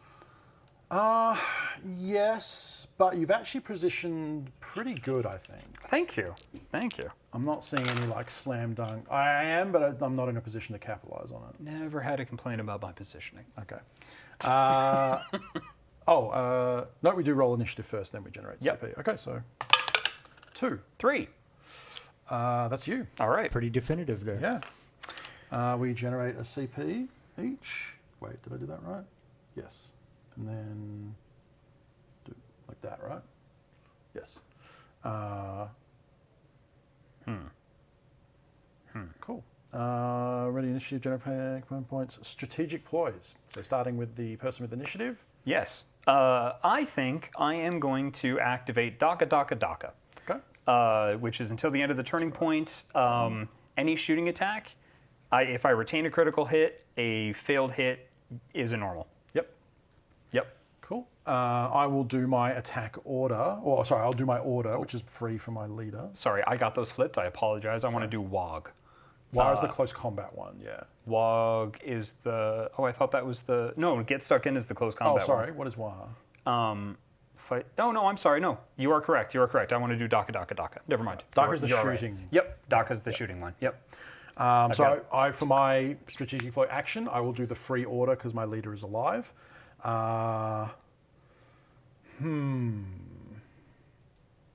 What is most likely to happen off the jump here with your initial activation? You'd probably want to rocket something, but the only viable targets are that guy. Yep. Only viable targets tucked into the back. And right. Yeah. And he's a trooper, so yeah. But I have to place 1, so I'm going to place my attack order here. Okay. So remind me what that does? So the attack order is if within square of that, if I'm making a shooting or a fighting attack, I can re-roll a dice. Okay. So whenever a Navy Breacher operative fights in combat or makes a shooting attack while within square of the token in the attack dice, or a combat or shooting, you can re-roll any or all of your attack dice. That's right, this is the weird one. You can roll any dice result of 1 result. So you nominate a result of 2, and then you can roll all dice that have a 2 on them. And then the defense one is the same thing, just on defense. Do you have to call that before you roll, or? So, no, I believe you can see the results and then call it, because I think that's come up in a FAQ. Yeah. So the idea is like if I put it over there, I think I can send the skull in and get the benefit of the reroll because he is a Navy Breacher operative. Well, it would actually be. Oh, you know what? No, it doesn't work the way I thought. But I've done it. That's fine. I needed to place it near the sorcerer because he's the one technically shooting. That's okay. fine. The whole point was that was going to be a threat to be like I could blow up here or I could go somewhere There else. it is, yeah. Honestly, most of the time you play for the blitz ploy anyway to retain the crit and the normal, and then you can't reroll, which turns that off anyway. So I don't think I've ever actually used it. Okay. I still wanted to make a cool token for it because I thought it looked rad. It does look rad. So that is my strat ploy. You now have the option to play another ploy or pass, I believe I am going to. especially if you want to like save points for Justice Scratch and the I'm occasional. I'm definitely reroll, I'm gonna pass. Yeah. Justice Scratch is one of the single best tactical ploys in the game. It's fantastic. But you know, if you're getting hit by a lot of small shots, suddenly it's not so great. So. Yeah. Okay. I don't think I'm going to pay for a strat ploy because I think I want to save my points to use them. Climbing over terrain costs a circle. Yes. Okay. Yeah. So the way to think about paying for that sort of stuff is you always measure the horizontal distance. So for climbing or traversing, you just remove that payment from your. So if you're a 3-circle move, Right. you remove the white to pay for crossing. Okay. And then you just measure from where you are 2-circle. Hey. Hi. I don't have a microphone, so I got to get real close. What's up, buddy? Can you capture an objective? Me specifically? Like me as a person. Well, maybe not me because I'm not in the game. Let's say the royal you. Okay, the royal we. Yeah. Can you like loot an objective point if you're within engagement range of something else on that objective point? Can I, for the reasoning being, I want to charge one of Max's friends that is standing on an objective point, and because I have higher AP, Yes. I So would like to then capture, not as actually long fight. as the action on loot that is the actual looting thing that you're doing, as long as that doesn't say you can't be in engagement range, that's fine. Great. So yeah, if a lot of things will do that, like if you're giving out APL or stuff, it'll specifically say can't do it within engagement range. As long as it doesn't say that on the mission card, Yeah. Control does not care about engagement range. That no, kind of thing? Cool. no. I figured. Yeah, control is just who's around the objective, and then as long as the action can be done in engagement, you're good. Great. Also, just because I saw it and I'm really close to you. Hi, Molly. Okay. What were we doing? I believe. We're doing strat ploys. So yeah, I was strat ploys, deciding if yep. I wanted to do it. Yeah, so Correct. the only strat ploys that aren't the attack or defense order are close assault, which is if I fight or shoot against a target within square, in the attack die step, if I retain 2 successful hits, I can turn a failed hit into a normal. So to me, that's a big ol', if you're winning, you can win harder. I think it's actually more for like if you're your team up against Space Marines who have like Mondo wounds, it lets you push a lot of damage in. I'm not doing that. The other one is Brace for counterattack, which is if I haven't charged, fallbacked, or normal moved, I can subtract 1 damage from weapons to a minimum of 3. Your rockets are 4/5. Yeah. Well, it's no 5 attack dice, 4 up. Sorry, what's the damage of the? 4/5. 4/5, yeah. Yeah. But that's really only against a single target. It effectively for you, yes. But I have 4 CP. You know, I'm going to brace for counterattack. So, Okay. when you fight, which probably won't happen, but when you shoot against me, if my operative hasn't charged, fallbacked, or normal moved during the turn, I can subtract 1 damage from to a minimum of 3. And Okie then I dokie. pay the CP. Technically goes back on you. Okay. You probably want to pass again. Yes. And some in specific instances, people want to like pass, and then play a ploy. It rarely comes up. Cool, and then I will also pass. Okay. Then we're on to target reveal. So we can now reveal TAC ops if the conditions are met. You have initiative, so you have the first option to reveal a TAC op. Because some say that they can't be revealed in turn 1, and now you would be able to. So I'm going to do eliminate guards. Yep. Reveal this tack up on the target reveal step of any turning point. Yep. Once you do, at the end of each target reveal step, select an objective marker only on the center line. On the center line or in my half, yes. On the it center meant that line you or in your just half, can't yep. pick your back Yeah. half. Yeah. Then select one enemy operative within 2 circle to be the guard for the turning point. So, based on this mission layout, the center of the map means that your options are these three objectives. You do have to, the only ones that you can select a guard are, on this map you can pick him. It says within 2 circle. No, so what that's saying is it's within circle, but it's telling you the circle is 2 inches. Oh, I see. It took me a while to learn to read those cards too. Okay. So it's within circle. Oh, okay. So what that means for us is from the center, it's anyone capturing it, anyone with a toe on. Yep. So that's this That man guy. is on, Yep. the axe jack here, and the leader here. I'm going to... Wait, it sometimes puts the number beside the. It's the layout of those cards. Yeah, so it's those these are the cards PDF specifically. like third-party ones that the community made. Oh, I see. So the way they do it is they have the symbol and then they wrote on it that a circle is 2 inches. But I did the same thing Jacob wanted, which is, clearly you mean 2 circles. 2 circles. And then I was reading some objectives like, this doesn't work. This says Yeah. the whole map is viable. And we figured out what they meant after that. So I'm gonna pick Axe Hand right there. Here's the hatch cutter. the Hatch Cutter. But he's the close combat Right. kind of specialist guy. Yeah. I'm gonna pick the Hatch Cutter. Okay. Let's denote him with something so that we know he can have a plus sign. So that is your guard target for this turn. And then next turn you pick new ones, which could be the same one if he's still alive. So you get something cool if you kill that guy? He gets VP, yeah. Eliminate guards is a cool one. It's because, people want to get on objectives and hold them, and eliminate guards is all about pick an objective, pick a guy on it and kill him. So it's what you want to be doing. So that one is conditional, which is information I'm giving you, but that's fine. I will also reveal eliminate guard. Okay. The exact same one, or the exact same thing that Jacob just did. I will pick this Gretchen right here. That makes complete Do you sense. want to put a red plus on I would him? love or to- just something so that we know he's picked. Let's go with the blue plus because that's we're doing that as targets there. Yeah, and we'll keep red for injured. Okay, Indeed. I like that. Indeed. Although he's not injured because I paid for him, so I don't need to mark him. Do you think that the guys know that they've been designated the guard? I think they just sense it. The hairs I think they just know on the back of their neck go up. The Gretchens definitely know. Yep. So that's my reveal. If you have another to reveal, you can. I do not. Okay. I can't do that one. I'm going to also reveal Rout, which is another Seek and Destroy attack op. So this one is if an enemy operative is incapacitated by someone on my team and my guy is within Pentagon of your drop zone, I get a VP. Okay. And if it happens on a subsequent turn, I get a second one. So it just means I want to move up and get to killing. Yep. And then my last one is not able to be revealed. So Okay. cool. That's target reveal. First activation is yours. Okay. I'm going to activate 2 Grots. It's going to be these 2 boys right here. I am going to take this point and get the hell out of there. I am not changing his order, by the way. Let's go.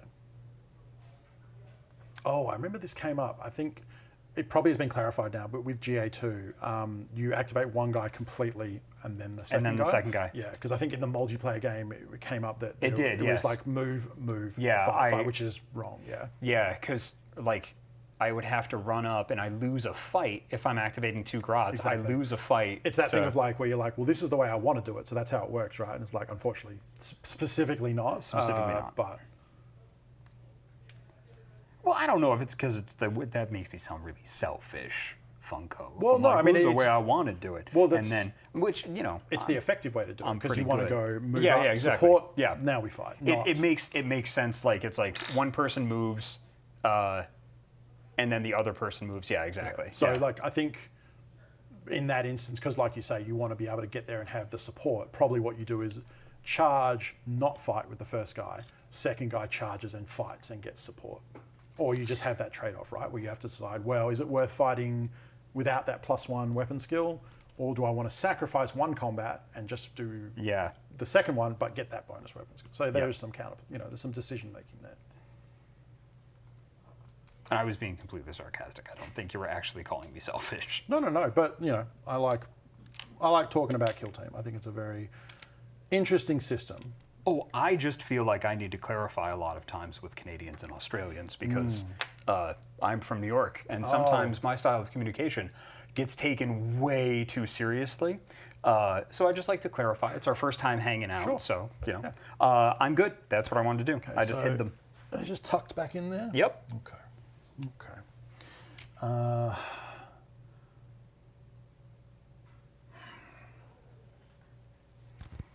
Like the melter guy's close enough that I can get around there and probably delete them. But is that worth? If his life's mission is to that accomplish one VP, is that worth it? Probably not. And it's the first activation for breaches, which is big because I probably want to be doing something wombo combo-y. The question is, what can I do? The biggest pack is definitely there. I just can't get there. The Grot's life ambition is to be not worth attacking. Pretty much. I can set it up for subsequent points. It's just whether he lives through it. And if I don't detonate the bomb, is there a better play? Because at the moment it doesn't really seem like that's the case. The leader's on, he's on engage. Okay, so he's viable. Deleting the leader might not be the worst use of the first turn. Even if I sacrifice the melter to do it. Because the leader's your 3 APL. He doesn't really like buff the team though. He's just like a big dude, right? Correct. Yeah. Is it worth it? Is it more worth it to kill the Rocket Boy before he... No, there isn't really a lot of valid targets.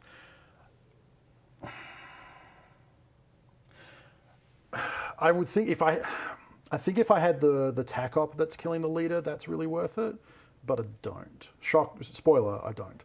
And I don't know if that's worth it. The problem with the melter though is it's so short range that I just don't know what else he's going to accomplish that I'd be happy about.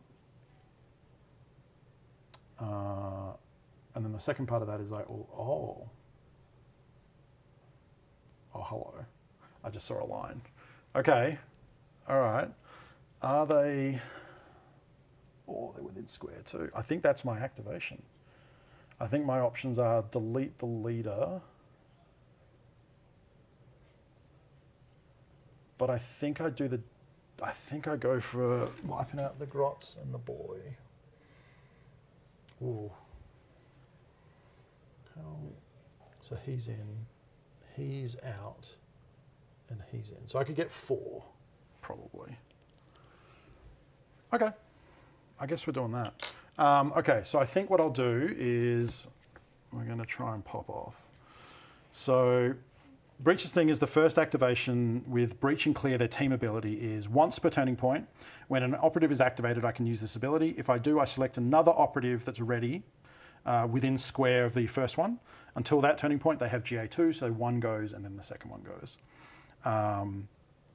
So I'll do that. I'll target, I think I'm going to activate the Demolition Man to go first. So they're within square, so they're valid. I'm pretty sure the Melter can kill the Orc. The decision is I'm going to pay for Blitz, which means whoever does the first shoot gets to get a crit and a normal.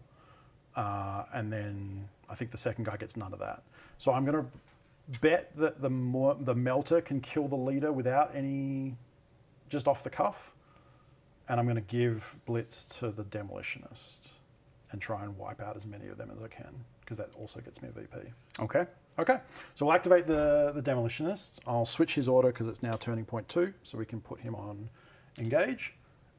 He, I don't think is going to need an extra APL to do this, because I would just do 1, 2, 3 to go to like there, which gets me to where I can see him even though he's on conceal. And then he just needs to be within 2 for the target, so I think that works. Okay, so we'll move him up.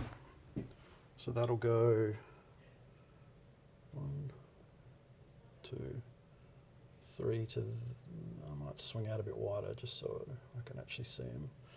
So he goes to, that look about right? I'll put a toe on in case that matters. I don't think it is going to matter, but. So he's technically on the objective, but he's not going to use his second APL for that. He's going to shoot. So he's going to throw his demolition charge, which is a shooting weapon. This is the annual. So every year GW puts most of the rules for that year into a Kill Team annual. So it's all the rules for the different teams, all the terrain that came out in that box that year. And it's just a nice way to collect all the rules together, because I have at least 1, 2, 3 of these teams, so it just made sense to. And then you've got it in one book, and it's nice to lug it around to games. So we got the demolitionist. So his thing is he's throwing the demolition charge. I can only do this once per game. It has a range of 2 circle. I'm going to target the boy there because he's in the middle. It then has a range of 2 circle. What was he in? My intent was that he's actually close enough, but I don't know. I'm going to have to move him slightly closer and not be on the objective. That's better. Okay. He can lob it 2 circle, and then from that target, it's a blast of a circle around. So to me, that's a circle this way. That's both those grots. That guy's too far out. I think that's one of those That grots. one grot is, but the second one's not. So Yep. that's 1, 2, 3, 4. So I will pay for Blitz, which is when the operative does a shooting attack. So he's going to lob the demolition. When it performs a fight or shoot attacks against a target within Pentagon, which it's within circle, so it's within Pentagon. In the roll attack dice step, before rolling, if it's the first operative to be activated this turn, which it is, I can retain 1 dice as a crit. If it's the first operative to perform either a fight or a shoot, which it is, I can retain a normal. So his attack is 4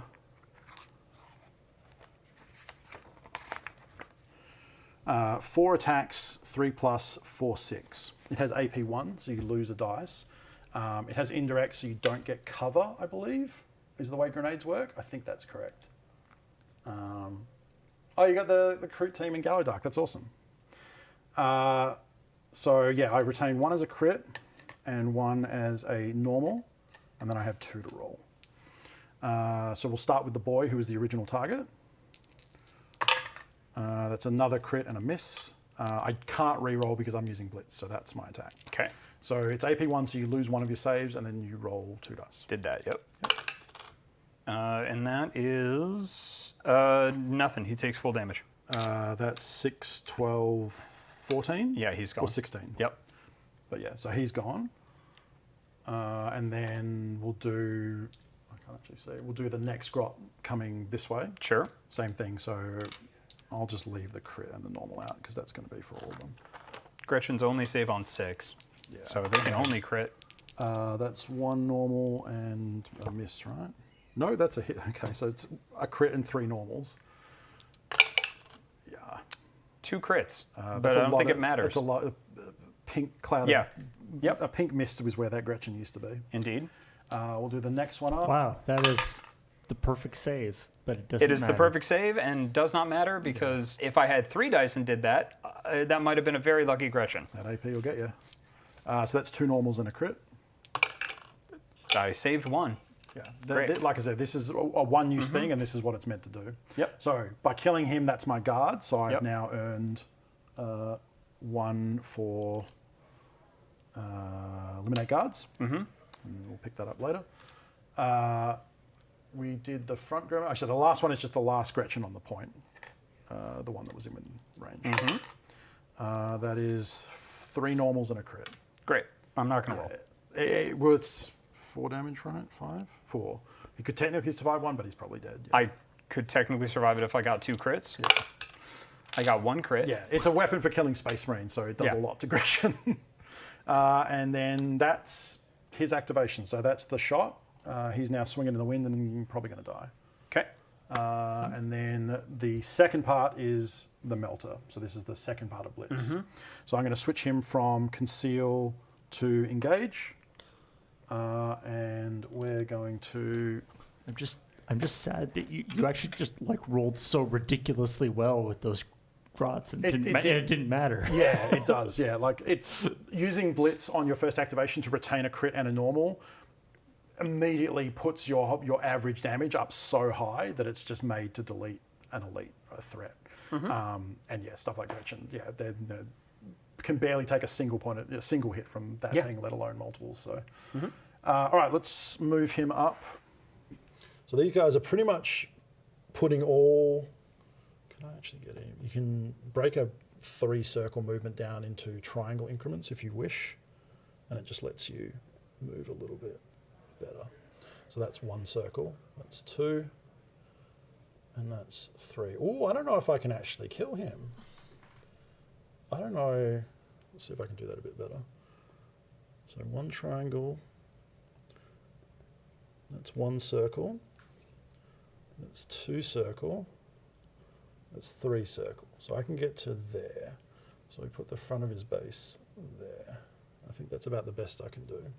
I think he's too far from the leader. Yeah, I think he's just out. Yeah, I think he's just out of Pentagon. Okay. Yeah. I mean, would you agree? I mean, it's in your best interest to I would agree, but yeah, I think he is just out. Yeah.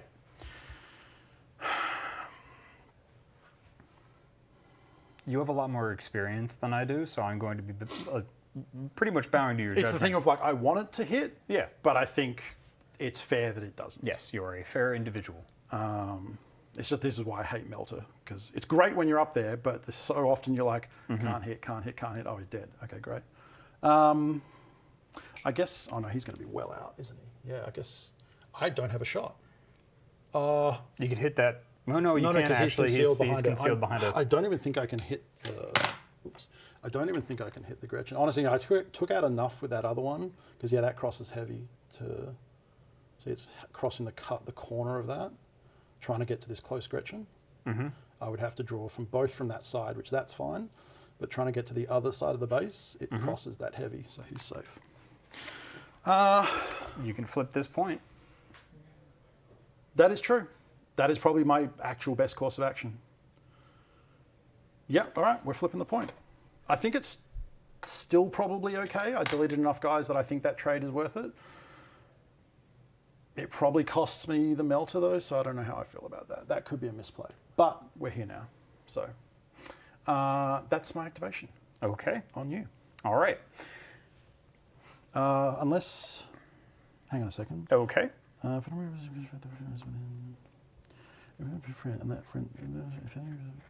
within think of your drop zone. Was he within Pentagon?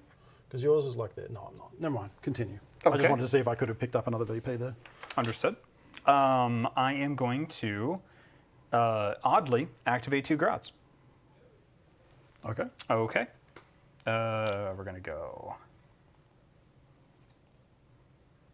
1, 2, 3. Oh, shit. Sorry about that. Okay. This guy out here. And take that. And then I will activate this guy. Yeah, he can just tuck in there. Yeah, that is my experience too, Green Blacks. Melters usually run up and delete one threat specifically, and then die in return, and that's usually their mission in life. Okay. On the plus side, they are on engage in the open, so they could be Overwatch if a bunch of my guys die. Yep. That seems unlikely, but... I'm good. Yours go. Okie dokie. I think what I'm going to do, I'm going to activate the Skull, who has a G... No, wait, am I going to do that? I think so. I don't really... Yeah, I am. I'm going to activate the Skull. He's going to stay on Conceal. He might have to stay on Conceal. I don't actually remember how his rules work. 3, 4. He's just going to go to the corner and try and open up more teleport options for subsequent turns. Your activation. Okay. Oh, that is... I don't like it. Good. I'm going to activate 2 Grots. Yep. We're going to tuck this Grot in over here. And pathetically attempt to shoot at the Melta guy. Yeah. All right, so a Gretchen Blasta They're definitely within. Never been that. shot by a Gretchen before, so this Well, is a excellent. new experience. So it's 3 dice, 4 up. Bad range. Right. That is a crit, and because I have Daka, You may turn a one of the fail miss. into a normal. Yep, fails into a normal. So that's 1 crit, 1 hit. Oh, 4+ there? That's 4 plus. Their guns are better than everybody else's I'm sorry, guns. I just assumed 3+ was a hit. That's my bad. Also doesn't help that I put the mic exactly where I clutch my pearls, apparently. Okay, so they are 3. There's no AP, right? As a Gretchen? Oh, Yep, God, no. no cover. So Correct. 3, 4+. That's a big nothing. That's a big Nothing. goose egg. Okay. So that's going to be 3, 5 damage. Okay. So they're a gunner. They're on 8. They're on 9 by default. So he's down to. Sorry, what did we say? 5? I believe so. Okay, so he's down to 4. Okay. And then this Gretchen is going to activate. You know what? As a matter of fact, he's not. I did have the damage reduction active, but they had moved, so it doesn't apply, if anyone's wondering. Then I'm going to do the same thing. He's going to move up. And he's going to shoot at the... Oh, that was a misplay. Did you mean to target the demolitionist? I should have targeted the demolitionist. So the demolitionist has used his pack. That's gone. He does still have frag, crack, He has and stun. 3 grenades. So if you want to put the damage him, it's the same. I would put the damage on him. It's the same. I just want to double check his save isn't different. I don't think so though. He is 3, 4+, 7 wounds, so he would be 8 wounds by default. The save is the same, so he took it all. So he took 5. 5. Yep. So he's on 3 instead of the other guy had 1 more wound. And then I'm going to do the same thing. I'm going to shoot with that Gretchen. Cool.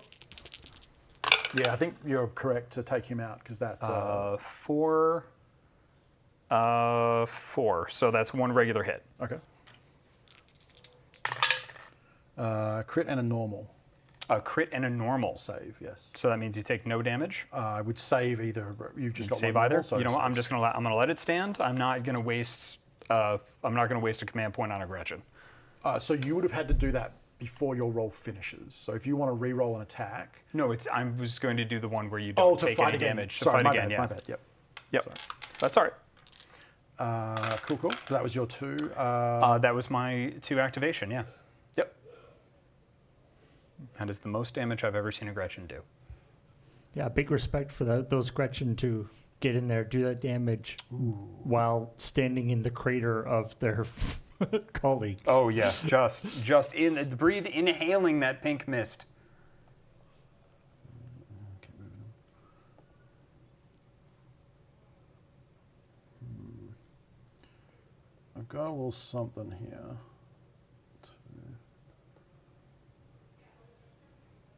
It's very close.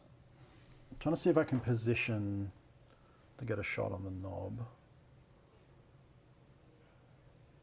I could just walk out and do it, I guess. The play was I was going to try and pre-measure with the plasma guy, move the endurance somewhere where he can get to, so then he can slot in on him and be covered and then take a shot and kill the leader, preferably. Could still kill the rocket boy, which is not the worst trade-off, and that's a much easier shot to make. It was just if I could kill the leader, that would be sicker. Yeah, right. So let's see if we can. So I think I just need I need the angle. Like I just need to go as far as I can here. I think. But that is his maximum move, which is not as much as I would have hoped for. Yeah, I think we're just going to have to get the rocket guy for now. Okay. Which is fine. A bit sad about it, but it's fine. Do I want to prep the endurance to protect him? Probably. So if we assume that I can move to there, they need to be in base-to-base contact like that. So the one I'm actually activating is the endurance, who's going to switch to engage and stand there in the open. Okay. Did I just knock that? It's fine. Your activation. My activation. Yep. Okay. Okay.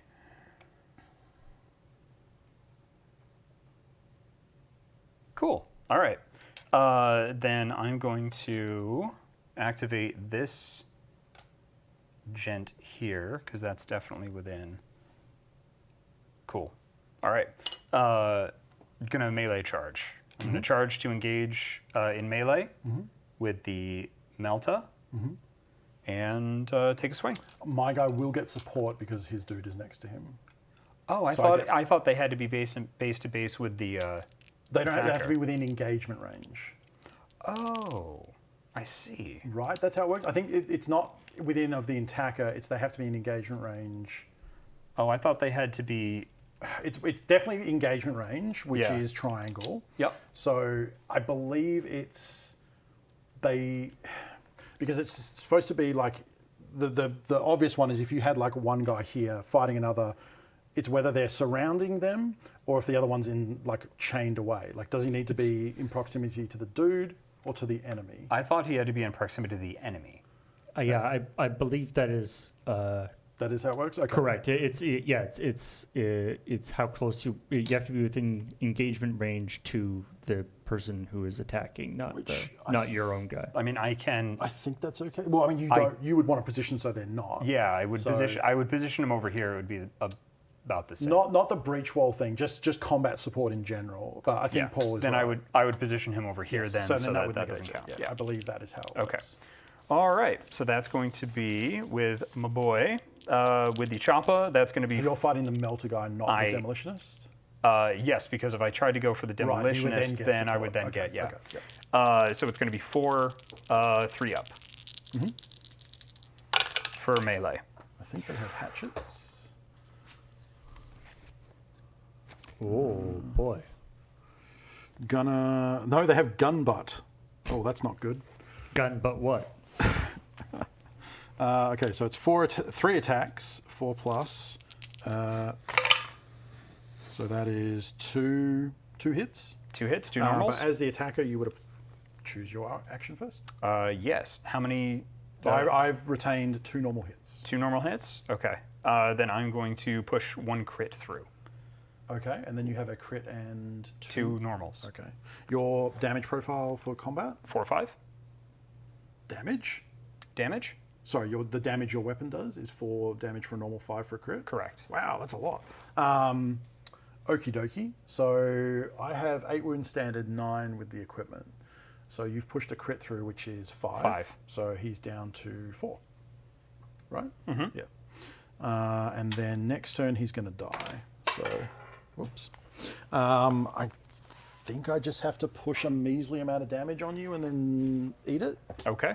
right? I think that's the course of I action. can't parry. So yeah, so you take 2 damage. Right, because I didn't crit. Yeah, you take 2 damage. Combat support does need to be in engagement range of the target, but also not in engagement range of any other enemy. Oh, I see. So yeah, if we were both crowded around you, I would have got support, but you positioned such that I didn't, so that's fine. Yeah, I'll just do 2 damage to you and then die. 2 on the damage and then crackback, die? Yeah. Okay. Sad. Like I just realized that the only thing he has for close combat is his rifle butt. Yeah, Just- my regular guys have hatchets, but the gunners just have 2 big gun. Just not a good thing to know when an orc comes at you with a giant axe. Yeah. Oh, that may not have been the play. But please go ahead. Okay. Righto. So your guy to charge and fight had to be on engage. Oh, Unless yes. They have Yeah, commandos can fight on Yeah, conceal. he had to change orders. Okay. Righto. I need to start thinking about VPs is what I need to start thinking about. So I think I might just activate my lead. Yeah, I'm going to activate my leader, who's here. I'm going to leave him on conceal. No, fuck it. I'm going to switch him to engage. So let's drop that. Leaders on engage. I think anyway. Let me just double check. I have to pay white to traverse this, so I can move there and there. So what I want to do is go like that and then to about there. I want to be able to shoot the boy, Okay. but also be. Oh, do I want to do that, or do I just want to take the point? It's that thing in Kill Team where you can really get bogged down in just fighting. Yep. And it's a trap. It can be a trap. It can be a trap. That's why I have grots. A lot of people tend to try to just fight my boys and then forget about the grots. Yeah. Yep. So I'm trying to think, is it worth, am I better off capping that point or killing the boy? It's also generally bad to shoot people that have already activated. That's generally a bad idea because you want to kill people who have yet to activate. What's the leader's bolt pistol? I've never shot this thing. It has a range of Pentagon, 4 attacks, 3+, 3/4. That is bad. It's actually not very good. I've got a slightly better chance. I don't really rate to kill him. So I think just chipping him down is even worse. No, I'm not going to do that. I'm going to leave him on conceal. I mean, technically, but for the game we're playing, it's fine. So I'm just going to move him up and cap the point. Okay. And that's his activation. So he's on conceal there, having captured. Okay. All right. My activation? Okay. Let's see what we can do. I'm going to activate my leader as well. He's going to sit there. He's going to fire his combi rocket at that guy. Sure. All right. That's going to be his one rocket attack. That's his one use, yeah. Yep. That's his one use of that. Might be So relax. Thanks for your help. just going hard here. So that's going to be 5 attack, 4 up, AP 1, splash 1. Ooh. So that's going to be 2 crits and a hit. So that's 2 mortal wounds right off the bat. Right, yep. Okie dokie. Does the DACA thing? DACA. That's correct, Is yes. in effect, yes. So you've got so a that's crit, going so to be- you turn a fail into a normal. Yeah. Yep. So he has, I think, 11 wounds. I really need to get a print out of these so I don't have to keep flipping through it. Endurance. 10 wounds standard, so 11 with the stim. And then his thing is 3 dice, 2+ save. That's it, really. So he goes from 11. Sorry, how much damage did he take? That's going to be 2 crits, 2 normals. Oh, but that's sorry, the mortal wounds So were mortal first. wounds is just 2 right off the bat. 2 damage? Yep. Okay, so he's on 9 to start with. And then I roll my save. No AP or 1 AP? For rocket? No, it's it's 1 AP. It is 1 AP, Yep. right. Yeah, it's a rocket, but it's his one use Yeah, rocket. it's his one-use rocket. Okay, so Yep. he loses the dice, so you retained, what, 2 crits and 2 normals? 2 crits, 2 normals. That is 2 saves. Okay. So that is reduces 2 saves. Or I Okay. could reduce a crit. So what's the damage, sorry? The damage on the rockets are 4/5.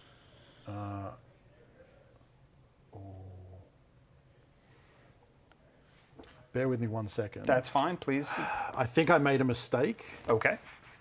So I want to point it out because it's a mistake. I'm not going to go back. Okay. But- I'm cool if you do. So brace for counterattack is the one I paid for pre-game. Yeah. Which is specifically, if an operative has not charged, fall back on normal moved, I can reduce damage, right? Okay. Because I was here, I needed to reposition him slightly as Yep. his move for the guy to be able to come up. I think I declared it at the time as move here. Yeah. It's within dash. I could have dashed there and then retained that. That's fine if you want to do that. The correct thing to do it, if you were a good player and you remembered like me, which to be fair, no one is. Kill Team has so many edge case rules that this is very natural to just forget stuff. So it depends on the environment, right? If it was a competitive tournament that we'd paid to enter, that's my fault.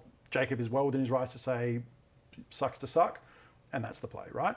But in this sort of environment where it's a game with friends and you're learning and we're all trying to get better, it's okay to just be like, we don't have to backtrack a lot. We just say that instead of moving there, I dashed and it's fine. Even imagining myself saying that actually made me want to throw up in my mouth. So we'll say that my guy just dashed. That way he didn't do a normal move. So brace for counterattack to reduce damage by 1 is in effect. So that would mean the mortal wounds don't count. Mortal wounds you just take. Yep. But the other damage coming through, because I retained 2 normals, we will... Is that each dice or? Each dice is reduced by 1 damage to a minimum of 3. So it means for little hits like the Gretchen, they don't get that reduction because that's too oppressive. But for bigger hits, they just get -1 damage. Okay. So your rocket goes from being 4/5 to now being against him 3/4. 3/4. Okay. Okay. So you can math it out. So Jacob has 2 crits and 2 normals, and I have 2 normal saves. I can, as a shooting attack, use 2 normals to block a crit. Yes. But most of the time, just blocking 2 normals is going to be, because it'll be 6 damage removed versus 4 damage removed. So I will use my 2 normal saves to discard Jacob's 2 normal hits, and then I will take the 2 crits, which is 6 damage total. So that would be. Oh, sorry. That would be 8 damage total. Because it's 4/5, and that goes down to 3/4. So it's 2 crits. Oh, you're right. It's the mortal, and then so 8 damage total. My bad. 8 plus the mortals. 8 plus the mortals, so 10 damage started total. at 11, took 2 from mortals, then discarded the 2 normals with saves, leaving 2 crits. Each crit is 4 damage because it's been reduced by 1. So then he takes a further 8 damage, Yes, leaving me on 1 wound. correct. Okay. We got there. Cool. Boy, your stims are really helping you, bud. You see, Yeah. like that 1 wound, you're like, oh, 1 wound.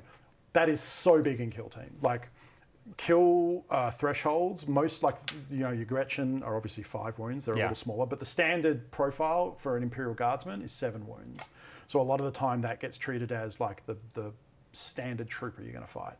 So the difference between 7 wounds and 8 wounds doesn't sound like a lot, but it actually is, especially if you've got like 2-3 guns, like that extra wound could roll you over from being killed by 2 dice to him needing 3 dice to kill me. So it's that powerful that when you're looking at the other options you can take for equipment, there's like, you could buff someone's melee slightly, or they're shooting, you might be able to give someone a grenade, or like smoke grenade for cover. There's all kinds of different stuff you can take. When one option is just +1 wound for 1 equipment point, it's pretty hard to beat that. Yeah, and then I'm going to duck behind cover so you can't blow him up with a skull. Right, he dipped. Funny, I still could, because I can target the tank as the terrain I jump to, and then he just has to be within circle to blow up. I will jump ahead and say I'm probably not going to use the skull to target your leader specifically. The skull is about hitting multiple targets. Yes, that's because it's only 2-3 damage. I'm just trying to spread out as much as possible, especially because I wasn't able to kill that guy. Now killing your plasma guy is going to be that much harder because now you can use him as cover and whatnot. Sort of. It's not going to be much to pop him. But So anyway, it's your go. Okay. We're getting down to it. We've got 1, 2, 3, 4, 5, 6 to go. Okay. I probably just need to position the sorcerer to where I can blitz with the skull if I need to, because they need to be within square to do that. So if I'm going to keep that threat alive, I think I have to spend this guy's turn just trying to get close enough to make that happen. And so we're there on the corner. Sorry, I got it. And then I'll put him in there. So yeah, he's just going to move and dash there. He's going to stay on conceal and just be a cool little sorcerer man down there. Yep, activation. Okay, and he's on conceal, correct? Yes. Okay. Then I think I will. Man, there's a big just no man's land right there. Oh, your axe guy's back there as well. Just chilling. Okay. Then I believe I'm going to activate. Tough.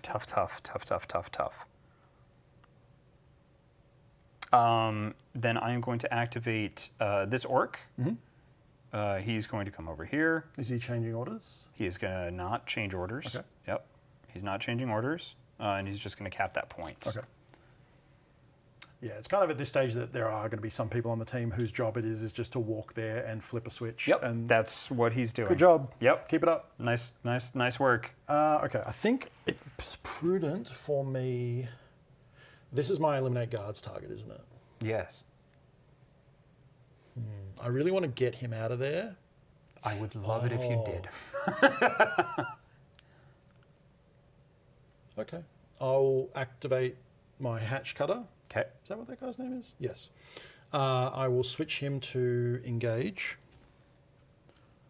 And I will charge the Gretchen. So 1, 2, 3. I can kind of put him wherever I want. Got hair in my mouth. Oh. Sorry, I'm going to do things slightly different. I'm going to activate him. I'm going to switch him to engage. Okay. For 1 APL, I'm going to activate this point because Okay. he's standing on it. And then for his second APL, I'm going to charge the Gretchen Okay. and not fight because he only has 2 APL. But because you put him in engagement range, I can't be can't shot. shoot him. You can charge in. But he's your melee guy. Yeah. He's one of your 2 melee specialists. Yeah. Yep. Yep. Yeah. Yeah, Smart. that seemed like a pretty good play Smart play. Smart play. on you. Yeah, the charge and not fight is a really powerful option, Okay. especially on someone who's not activated. Because if he was ready to be activated, he could then fall back out of Yeah. combat. But because he's already activated, he's kind of stuck. Question. Yes. Can I attack my own units? No. Damn it. Yes.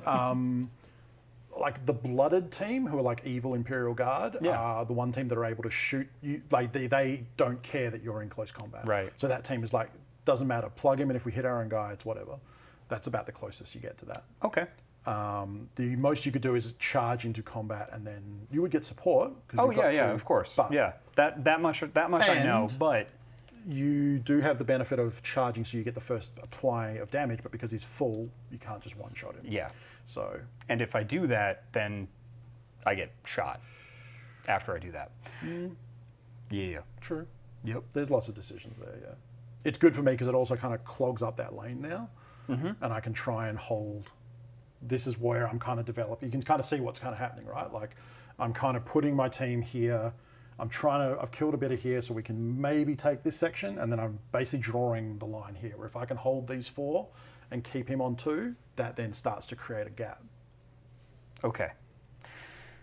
Yeah, I'm just gonna do the orc thing. Yep. I'm pretty sure I can get there.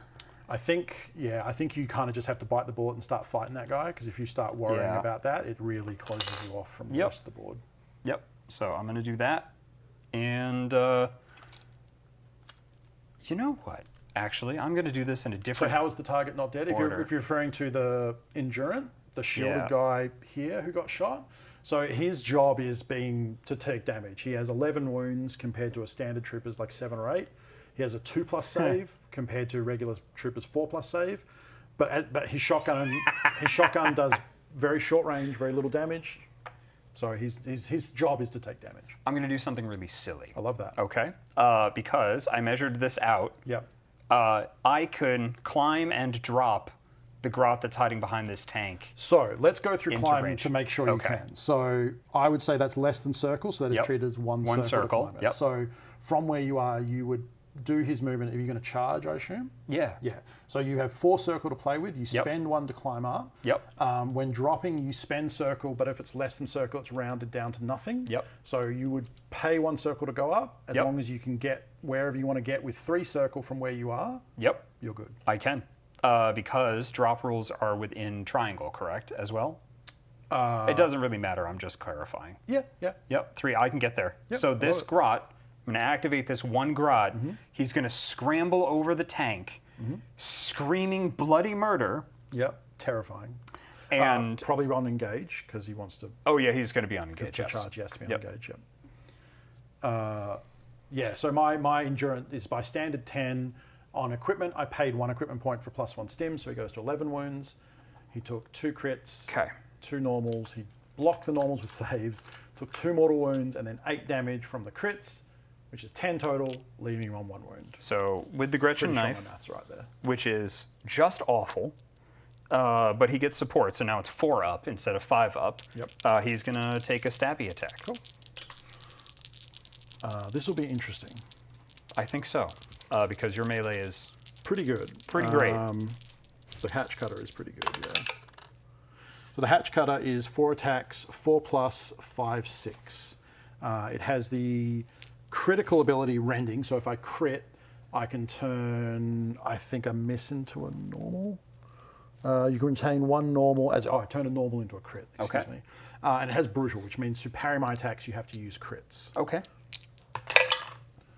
So I rolled 4 normals. Yes, sorry, 4 normals. 4 normals? No, wait. Sorry. 3 normals, excuse me. 3 normals. 3 normals Okay. total. So I have 8 wounds because he's got the stim. Okay. And yeah, that's it. You, as the attacker, get to assign first damage or Okay. parry or whatever you want to do. So you've got 4 normals? Sorry, I have 3 normals. You and have one 3 miss. normals. Okay, I have 1 crit and 1 hit. Okay. I am going to send the crit through. Okay. So he takes. He takes... Oh, wait a second. I'm sorry. Excuse me. I don't have to attack, do I? You can just charge and not fight. I'm just going to sit there, yeah. I'm sorry. I thought you had to attack. No. So charge Oh. puts you into engagement, and Oh. then that's what I did. So I charge you, and then if you have any APL remaining, you can fight. You Okay. don't have to. Oh, then yeah, no, I'm going to chill that guy there. I don't want to... Yeah, I'm not going to do that. Excuse me. Thank you for the Yeah, clarification. because probably what would have happened is you would have done 3 damage to me, maybe, and then died. Oh, no, 2 damage. Would have done 2 damage. So, So no, he's just going to chill there. Probably if it was me, I would probably start positioning grots so that when you get a boy in there, Yeah, that's why I said I didn't want to do that, so that I can get that boy in there and get 2 support. Yep. And then make good roll. okay. Yep. Cool. Okie dokie. Let's see. I wonder if I can goof you up there. That grot screamed bloody murder, ran, scrambled over the tank, jumped in, and then was like, ooh. Maybe not. Maybe not. Or just like hugged his leg or something. Yeah. Like, I got him, boss. It's like Get dancing around him. him with a Yeah. shiv trying to find an opening. He didn't look quite so big when I was on the other side of the tank. Yeah, when I was on the when I It was looks on the pretty other small side from of the up here. tank, he looked really small. Yep.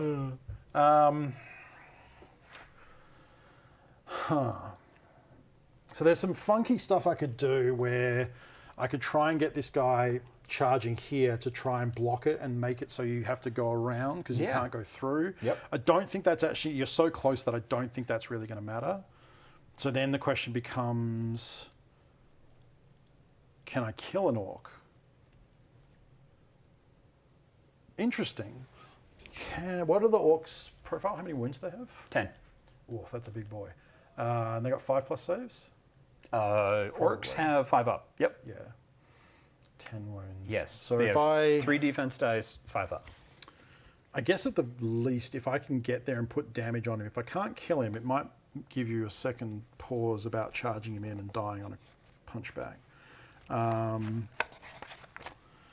Shotgun close range is 4 attacks, 3 plus 3, 3. That's not bad. That's better than 50%. It's probably not going to kill him, but the problem is, can I get close enough to do this? Because I can't finish or go within engagement range. I don't know if I can actually do this. So if I cross, I can do 1. The problem is, I think you've created like, literally didn't see that dude was there, but it means I can't like pass through engagement range or finish there. If I charge, I can. It's not really what I wanted to do though. I can mess up your combat support, I guess. You've got 2, you have 2 dudes on it, so I can't even take it from you. All right, I'm going to, I'll use GA2, I guess, so I can activate him and this dude. Does that help? Not really. Okay, I'll activate this trooper and I will charge, he has to pay to get over, so then he can do 3. So 1, 2, 3, yeah, you can get more than I need. So I'll just charge him here, I think. Okay. And try and make that kind of as difficult as possible. Or, no, actually, I think I can do something even sillier. I think I can do that. Because that's engagement, and that blocks that up, so you can't get through now. You can still probably get to B engagement range, though. But he'll get support because he'll be 2 base. And it stops you coming through. It does. I don't hate that. Okay. Yeah, I think, and then he's on engage. So he moves up there, or he charges, and Okay. then I could fight.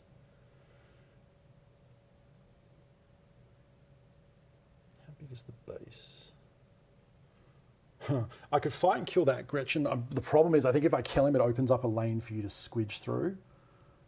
That's a long run, though.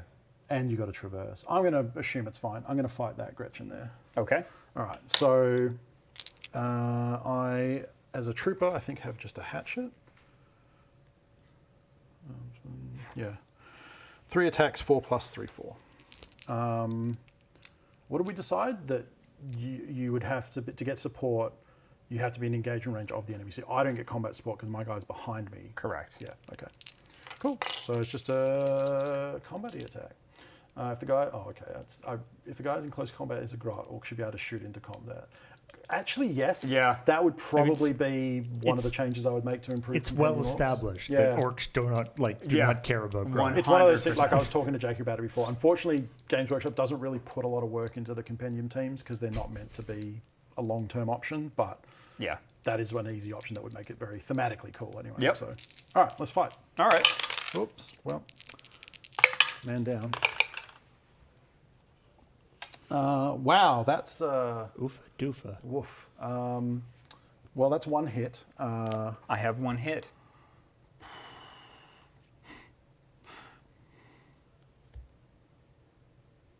It's funny to parry a grot, but I think I'll just punch him once for 3 damage. For 3 damage? Yep. Okay. So leaving me on 2.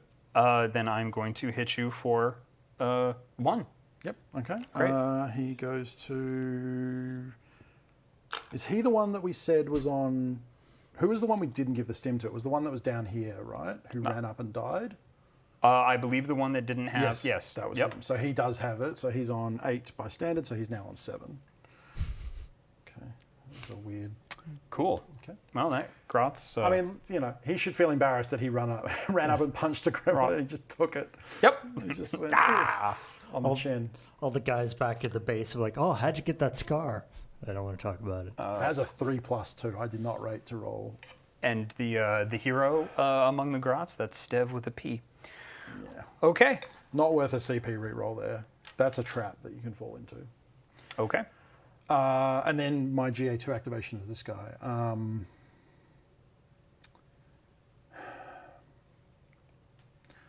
I've already capped that.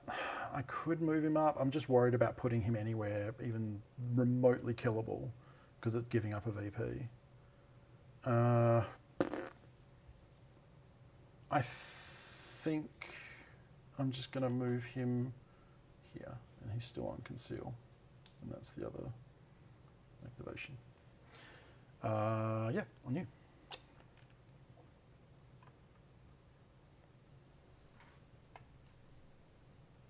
Nope. Grot's in the way. I was trying to be clever and go Yeah, up and over, but that's that's going to be too much. That's a long run, So I think I do need to scooch in there. Yeah, so the way engagement works is as long as you're within triangle, you're within engagement. Yeah, range. right. So my goal was to try and zone you out, but I think you can actually just tuck in there. That's what I'm going to do. and still be within engagement range of Yep. both. So to be clear, who are you charging? I'm going to be charging this guy. Okay. Yep. And then positioning to get support. Correct. Yep. Is support capped? Is combat support capped? I don't believe so. Because sometimes they do you can only, like for example, with APL modifiers, you can only ever gain or lose one APL. You can never get +2 or -2 as a global rule. He's going to change his order. Kill team combat support.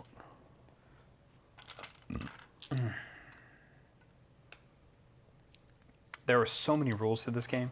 There really are. Firefight. Fight.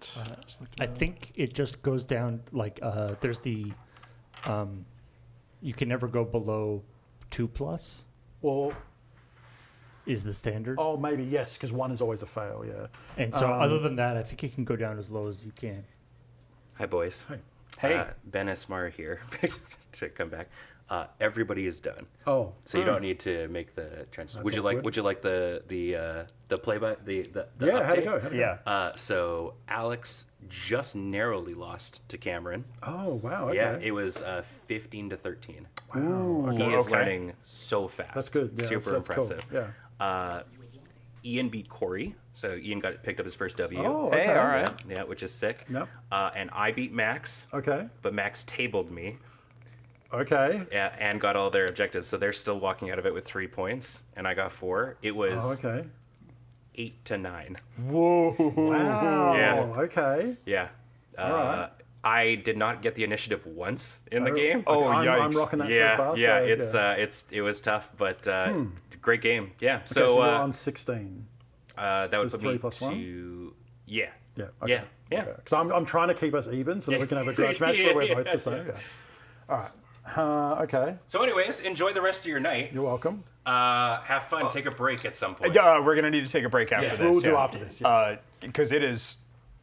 Yeah. We'll things are going to speed up from I here. think so, Turning point yeah. 2 is always the beefy one. Yep. Sorry, I just found the combat support rules. Each time a friendly operative fights in combat, for each other friendly operative that supports them in that combat, improve the weapon skill characteristic of melee weapons by 1. For a friendly operative to support them, it must be within engagement range of the enemy operative in that combat and not within engagement range of other enemy operatives.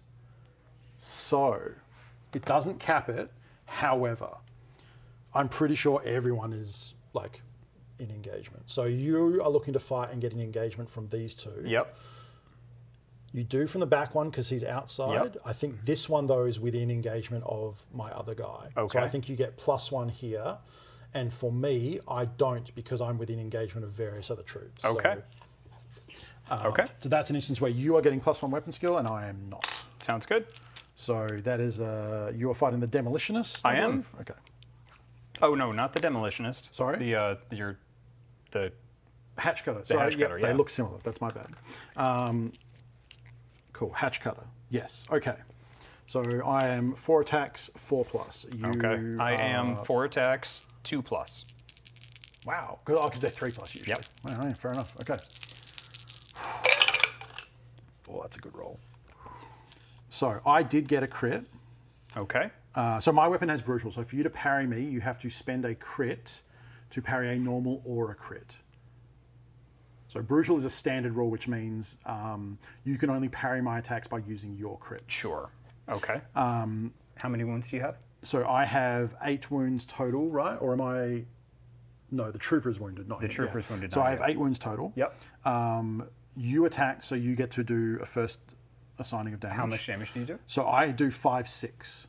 So my dice that I've retained is 2 crits and a normal.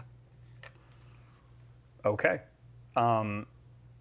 Well, in order to, And you got 3 normals. I got 3 normals. Okay, Yeah. so you can't parry. All you can do is assign damage. All to I can me. do is assign damage. And Yep. we trade blows back and forth till Yep. one of us drops. Yep. It's So going to you be put how maybe. much?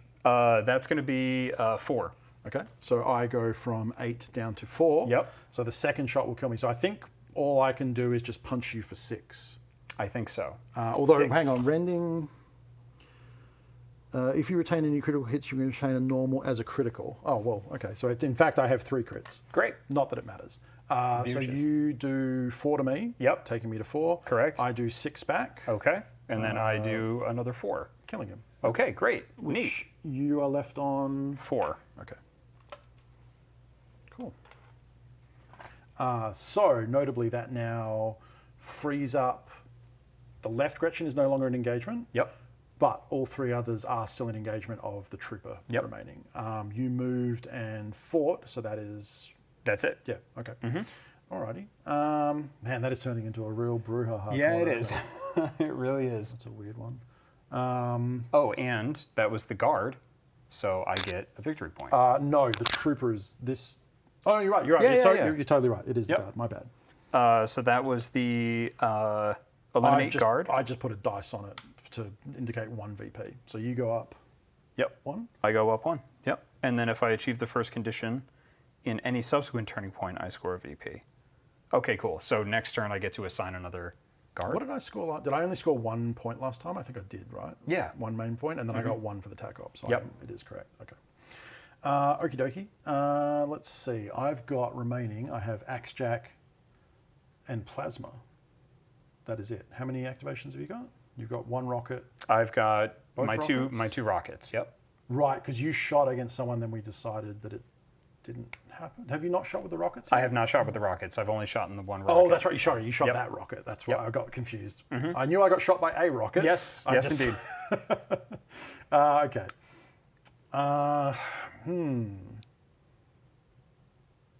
So sorry, it was rocket. That's the only activation. Rocket. Those are the only activations. So unless Yep. someone dies, we're not going to have Overwatch just yet.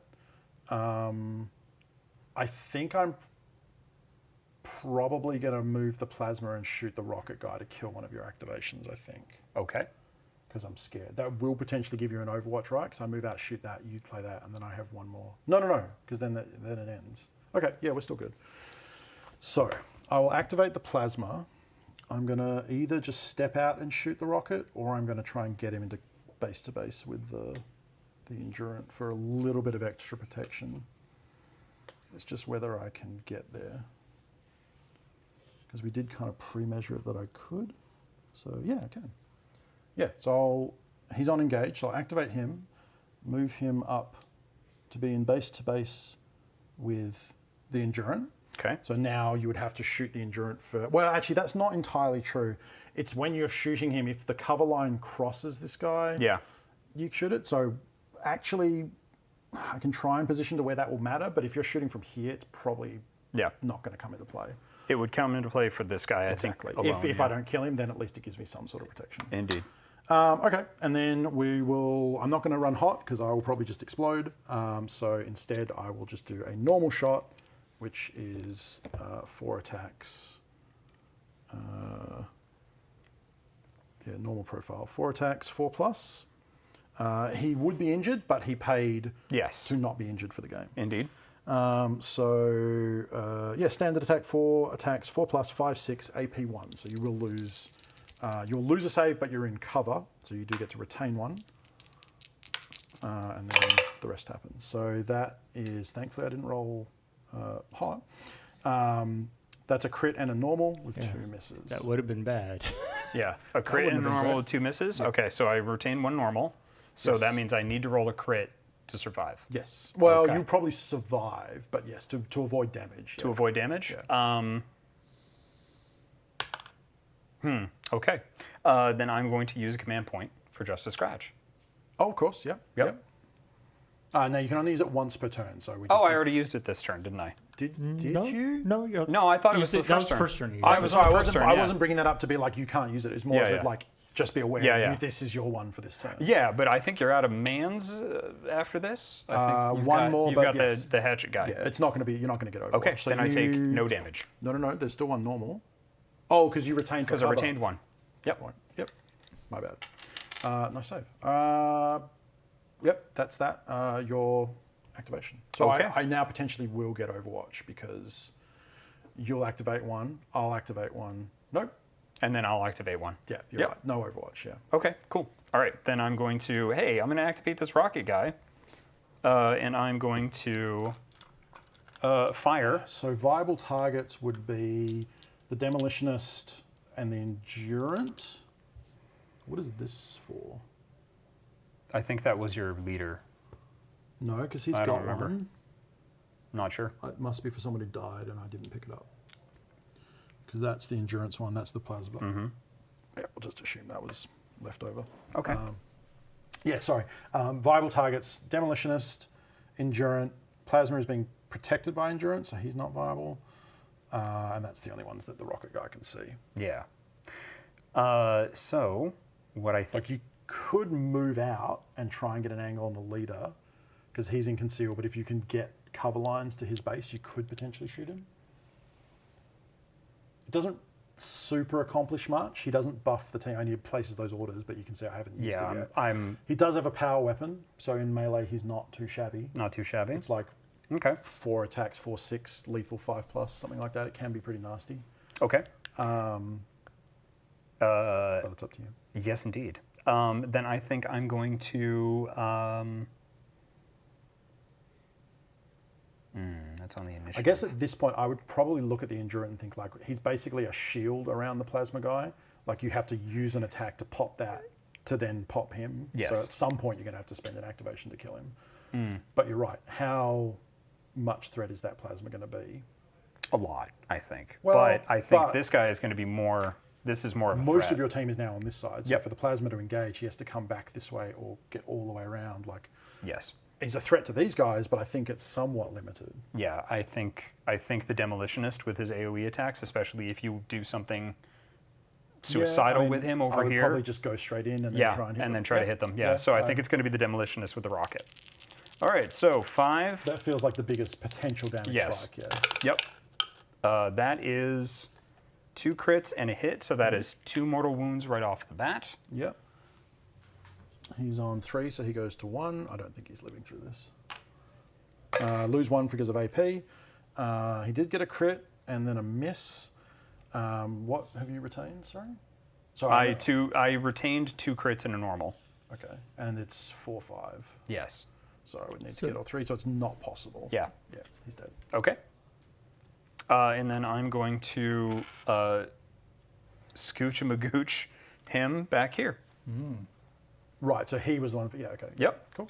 So he's scooching. Okay. All right. It's your axe guy. Yes. Scooch magooch that's an orc term. Yes. Yes. Yep.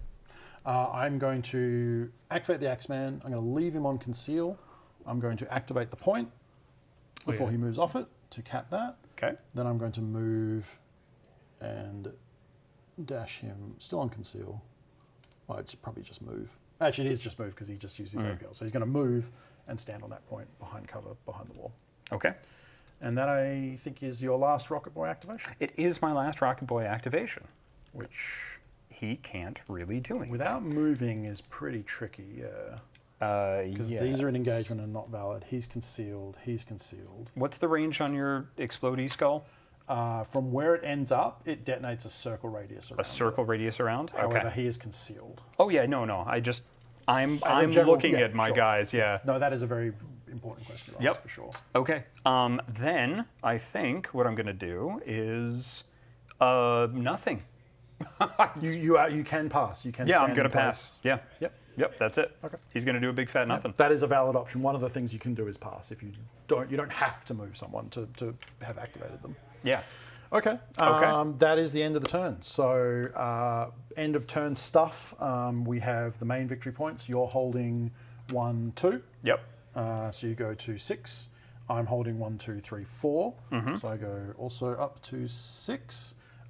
In terms of TAC-op stuff, most of mine get resolved as they happen. I don't have any at the end of the turn kind of stuff.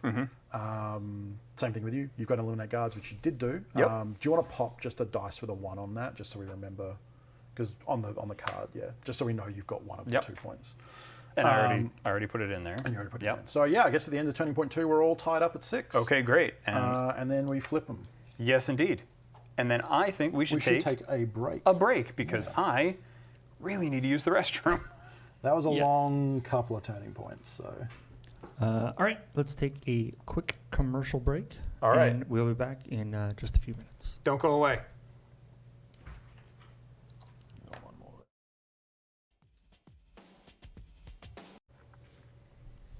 Hello, and welcome back to the long game. I'm Jacob. I'm Funko. Excellent. We're playing Kill Team. We've just started turn 3. I probably shouldn't have put a lozenge in my mouth. It's very wet.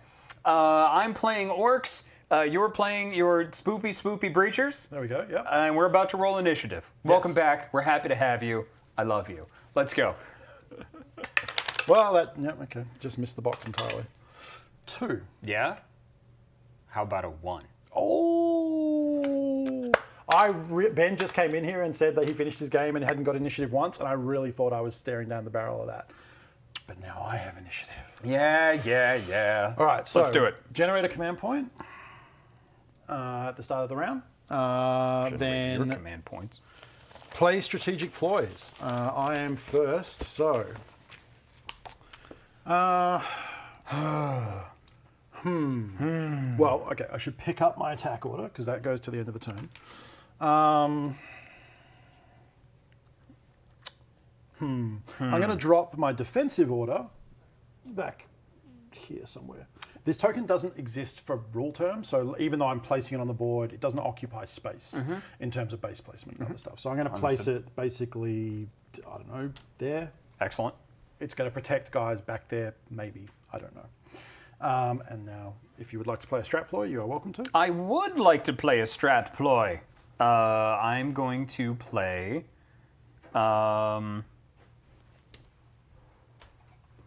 Yeah, I'm gonna play Wog. Okay. That is Yeah. the. What is that one? That's the if I retain 2 or more normal hits, I can select one of those to be retained as a critical. In fighting or shooting? Fighting. Okay. Fighting. Yep. In fighting. You paid for that? I'm going to. Okay. Just making sure. I'm bad at remembering. I did. Okay. I will pass, I think. I don't really want to play any of my others. I think I'm going to save my points for doing dirt. Rerolls and things. Okay. No, actually. I'm not a big fan of Command CP reroll. I think it's a trap. Okay.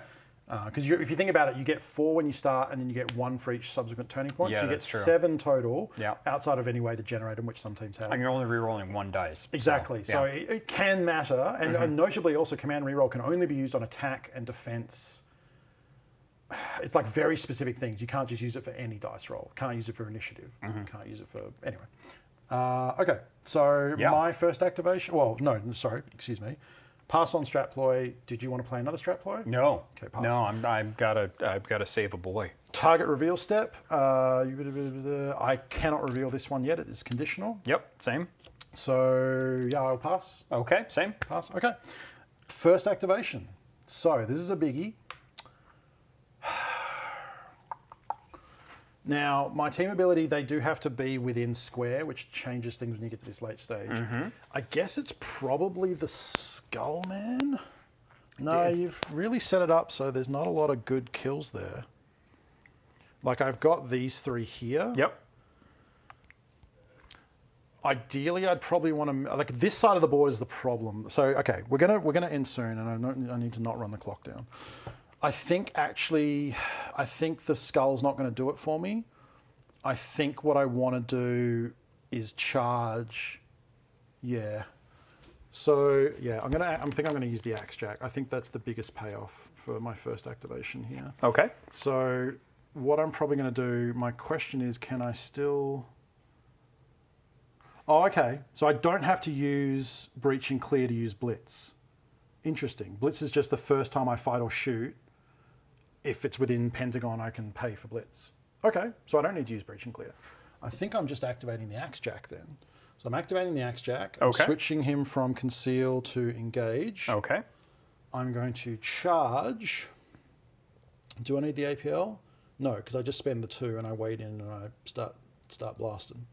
Okay, so the Axe Jack has an ability called Wade In. It's a combined thing of charging and then fighting for 2 AP. You might think, why would you bother doing that? You could just spend AP on charge and spend AP on fight. Some operatives will have a thing where you do both those things and they get an extra thing. So the Axe Jack has, if you wade in, if you charge and then fight, you gain the Reap 2 special rule, which means if I roll a crit, it does 2 mortal wounds to everyone within circle. The idea, I think, being that he just swings around with his axe and cleaves everyone. So I'm going to activate the Axe Jack. I'm going to switch him to an engage order. I'm going to charge into combat. Charge is 4 white circle, which is more than enough, and allows me to move into engagement range. Okay, so he can tuck back in here without getting stopped by this grot? So if I can fit, I'll use another one so that I don't have to move him. That's the same. Oh, it's just if you can fit the base in there. Yes. Oh, okay. So, I think you can fit the base in there. So normal move, you can't move within engagement range, specifically to stop this. But Right. charge means you can. You just have to finish within engagement range. Great. So I believe, because there was a guy there, Yeah. right? Yeah, that's so fine. I'm just taking up the same space as him. That's fine. Okay. Wait, is that the right? Nope, that's the wrong dude, isn't it? Yeah. I just moved him from the dead zone. Would you like me to move your I would axe like jack? to move the actual man into the fight zone. Okay. Okay, and then for his second part of wade in, he is going to fight. Who's he fighting? Specifically, he's fighting the boy. The boy. Okay. Right? Does it change? No, yeah, he is fighting the boy. Because basically, the reap thing, it sounds nasty, but remember, like, worst case scenario just means you take 2 mortals around you. Because I think this is one that happens once. It's not for every crit. It's if you roll a crit, then you reap. So the reap special rule is each time an operative fights in combat in resolve hits, if you put a critical... Oh, that's interesting. It's actually significant. So this is an example of something that matters, because remember before there were things like splash, and if you retain a crit, it does mortal wounds. That's not what Reap says. Reap says, if in this resolve successful hits of the combat, if you strike with a critical hit, inflict X mortal wounds on each enemy operative visible to the friendly operative and within triangle of the original target, where X is the number of the wounds reaped. So he has Reap 2, it would be 2. So what that means is when I hit you with a crit, I do reap around. It's not like snipers where if you retain it, the mortal wound happens, and then the combat proceeds. Gotcha. So if Jacob is able to parry that crit, that would actually stop the Or reap. like for some reason, if he hits me first and I die, like any number of scenarios where that doesn't get applied. Whoops. Oh yes, good point. Thank you. So, anyway, proceeding.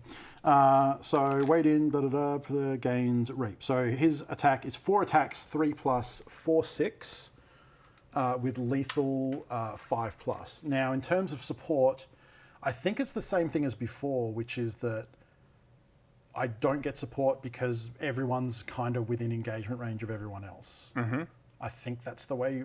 How did we rule it before? We ruled it that You got one for the boy at the back because he was too far from the other one. Yep. And I didn't because he was too close to everyone. So it's basically the same. it's basically the same. Yeah, okay. Yep. So I'm not injured though, so I'm still doing my normal hits. Yes, indeed. Okay. I am injured, so I'm not. This is just a maelstrom of. Oh, okay. We've actually probably taken way too long on this. The vast majority of the time I roll, because I'm the attacker, I push a damage through and kill you, is what's going to happen. I didn't realize you were so low. That's my bad. Because I can just do that, you're dead. Because I get to assign a crit first. So the crit for this guy is 6 damage. 6 damage. Okay, what do you have there, though? 2 crits and a normal, I believe. 2 crits and a normal? Yes. Let me roll, because I can do just a scratch, so I want to see if that's viable here. Oh, yeah, that's Yeah. very valid. Yeah, very valid. So I have a crit and and 2 hits. So I have a crit and 2 hits. Okay. So that means I could do just a scratch. Yes. Eliminate one of your criticals. So it doesn't eliminate it, it just ignores the damage when it happens. Okay. So I think that becomes relevant because... Just a scratch. Yeah, could you give me the wording of it? Yes. Ignore the damage inflicted from that attack dice. Yes. So that means Reap would still activate. That's what I'm thinking. Yes. So if I strike with a critical, X mortal wounds on every operative within target of the original. Oh, it happens every time I strike with a crit. Correct. Oh, that's super nasty. I didn't realize. I Yeah. thought it was just like, oh, you take 2 and then... Because sometimes it's just like, No. if you get a crit, you do this. So that Okay. means you got 2 criticals and a hit, correct? Yes. Okay, cool. So if I do just a scratch, I can not take the damage from the crit, but I'll still take 2 mortal wounds. That's assuming I hit you with the crit. Because what I can do as the first action is parry your crit. Oh, okay. Yeah, you can do that. Yeah. Would you like to? Let me think about this. So when I assign... So the goblins around them are all full wounds? Yes, they are. And they're 5? Yep. Okay.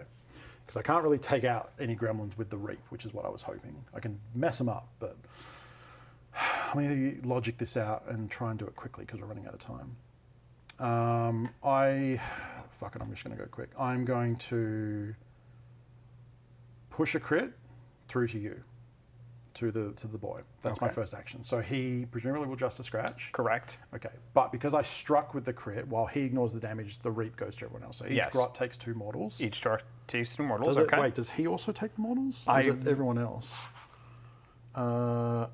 Including the original target Inflict is what X it mortal said, wounds yeah. on each other enemy operative visible to the friendly each operative. other. So it's Oh, not. okay. It's not. It's not. him. So it's just the Okay. grots take 2 each. Okay. So they all go to 3. All right. And then you have the option to Parry that crit that Yep. you have. with your crit. Yep. That leaves my normal. I then will put another 4 damage. Yeah, through to the boy. 4 damage through the ball. Oh, it does 4 damage? Hits 4/6. Yeah. Oh, it's 4/6. Oh, okay. All Does right. that change what you would have done with your parry there? It does. Because you could put damage on I me. would put damage on you. I would put damage on you instead. It does mean I'm going to reap the goblins around you. though, Yeah. That down stinks. to 1 wound. It's actually more efficient if I just let him die and then none of Oh, on the initial one. You on mean. the initial one, yeah. It's more. Oh, so yeah, rather than use just a scratch. Instead of using just a scratch, I'm just going to let him die because I can't put any damage on you without further damaging these grots. Yes, you will still put the mortal. The crit will put the mortals on the ground. Oh, absolutely, Okay, yeah. But That's you're, fine. you're probably right. I Yep. think you're. I'm good with that. It's a bad situation, but I think that's probably the best outcome for you. That's what I could. That's all. That's what I'm thinking. So, okay, great. Then I'm just going to let him die. All right. Ready to go? Yep. Okay. That is. Yeah, that's it. Oh, shit. Yes. We were supposed to do eliminate guards during the attack reveal phase. Oh, okay. Because we have to because we still both have 1 point available on eliminate guards. So at the next turn, you then retarget an objective and retarget a man's. Okay, So then we both- I will. we both have to do I'm that. going to target this guy then. The trooper? Okay, That's fine, yep. I'll do I don't know, what did we decide? Blue. Yep, cool. Okay, I would have picked the boy. That's fine. Take it. Take your victory So point. that goes to 2, and that's capped out. Cool. And then I didn't take any damage, right? Nope. Oh no, you did. You did put damage on me. No, I did not. No, I just let him die. Oh, that's right. You did Yep. just let him die. Okay. That's my activation. So Okay. Then I'm going to. I have. you can GA to the grots. Yeah.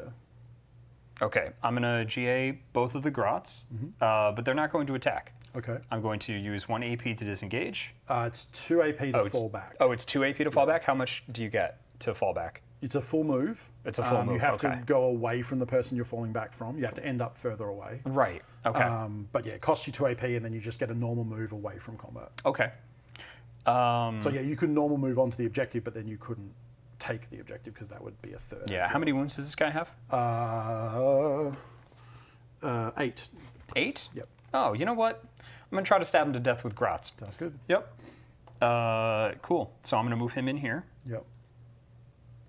So I think it's still the same support rules, which is these two would be an engagement of him, so it wouldn't count. Yeah. But when they fight, they would get support from him because he's far enough away from this guy. Yeah. So So essentially, it's, if you wanted to change to activate the guy at the back first rather than this guy, because yeah, I'll activate the guy at the back first then. so yeah, sorry, I guess the relevant point I'm making, I need to cook, is that remember the support in the order. Yes. You do it. Yeah. Okay, so I'll activate this gentleman first. Okay. Gentleman, I'm using the term in the loosest way possible. Because he won't get combat support because the other ones are too close to this guy. Him fighting would get combat support from him. Him, yes. Yeah. So I think I'll activate these two to get combat support, and then you don't get combat Yes. support. Great. So do you want to fight with the one that does get the combat support first? Because they don't both get it. Because he would get combat support because he's further away from him, so Yep. he's valid. He would not get combat support because he's too close. That's the way we've been playing it. Okay. Because he's within engagement range. You have to be the supporting guy has to not be in engagement range Oh yeah. of other No, that's true. enemies. That's true. Okay, then I will do that for that guy first then. Okay, the combat support one first. Which is this person. He's getting the +1. He's Yes. not. I'm going to do the one that gets the +1 first. Just make sure. Yep. Because that's the smart way to do it. Yep. Yeah. Sorry, then let me. Just because, there's a small chance that during the fight, if you fight with the guy who's not supported, I might kill him, and then Yeah. the other guy won't get support. Yep. So Okay. So with the Gretchen, that's going to be 3 at 4 up. And Wog comes into play. If I would retain 2 or more normal hits, I can select one of those hits. Oh no, that's actually. Sorry. Yeah. Yeah, 3, 4. Oh no, that's 4 up. Never mind. That doesn't come into play. So it's 1 crit, 1 hit. this is the Axe Jack or the Trooper? The Trooper, right? No, it's the Axe Jack. Okay, yeah.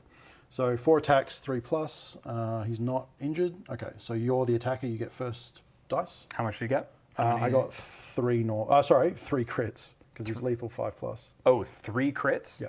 Oh. Well, that So stinks. you would just stab him. Yep, I'm just going to stab him for, that's going to be 2. I'm going to stab him for 2. He's on 8, so he goes to 6. And then kills him in return, right? Because Yep. he does 6 damage. Yes, indeed. He doesn't get reaped because he didn't charge. Okay. So maybe. that's 1 Gretchen down. Yep. Great. All right. Man's go over here, and then I'm going to activate him.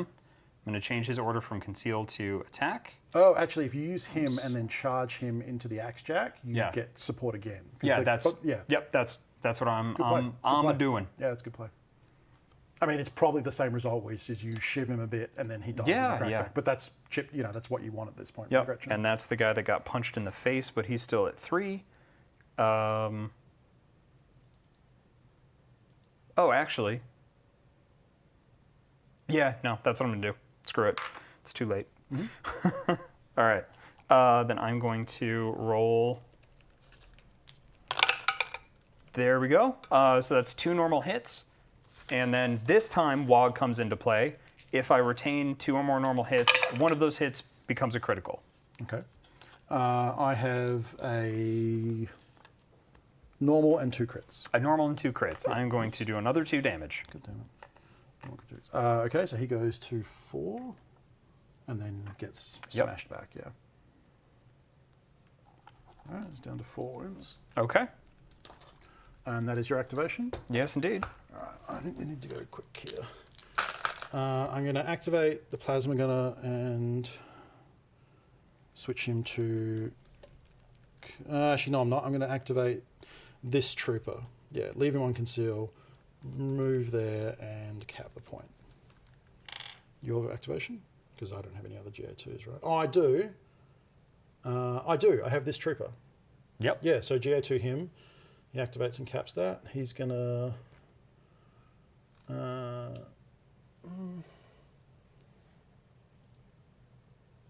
yeah, he's just going to cap the point and stand there.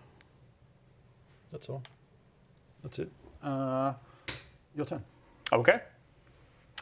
I am going to... all right. This gentleman here... so that... Oh, right, that doesn't happen yet because that happens at the end. this gentleman here is going... I'm going to show you... Actually, I'm going to activate these 2 grots. Mm-hmm. So he's got 2 AP? Yes. Yes? Okay. So that means I can capture the point because it's equal. It's Yes. even. Okay. If you had 2 bodies on it. No, sorry, if it's equal, you cannot. You have to have more to cap If it. it's equal, you cannot. You Yes, so we'd have to more have 2 cap it. bodies to beat my 1. Or Oh, okay. Both of us would. Well then, that. Yeah, we'll send 1 there. He's just going to sit there. Mm-hmm. And then another guy, and he's going to cap that point. Okay. It's got a conceal order, but it doesn't really matter. Okay. I'm going to activate the Sorcerer, move to here, and because there's 2, I have control and Yep. can cap it. And can cap it. Yep. Okay. That's his activation on you. All right. Then I'm going to... oh, and he's within engagement range now, this guy, right? True, actually, I can't move in engagement range, so I'd have to be... Well, I only need to be on the point to cap it, so I'm going to move to there instead Okay. and be out of engagement. Okay. And now what I'm going to do You're is... not legally able to move within engagement on a normal move. That's what charge is for. Okay. I don't think we also discussed about this, but Jacob has to head off, so we decided that we're basically going to play this turning point up to his deadline, which is about now, and then go through the rules for what happens if you are playing Kill Team and run out of time. It comes up in tournaments a lot. If you have a round that's limited to 2 hours, at that 2 hours, the game stops and you tally the win. So we haven't done that yet for the league, so it's, I think, going to be an interesting thing to... So this is the last thing that I can do because I believe I can shoot your leader now with the rocket guy. Now that I've moved him out. Yes, because you shouldn't have been able to... Because that wasn't a charge. Did you charge him or did you just move on the... I just moved him, yeah. Yep, so you're not in engagement, so you can shoot, yes. Great. Okay, then that's what I'm going to do. Okay.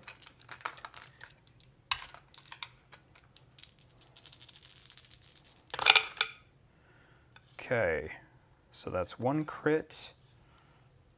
Sorry, just 1 second. Just need to double check this. That's 4 up, so that's burf. Okay, 1 crit, 1 hit. So that is mortal wounds right off the bat.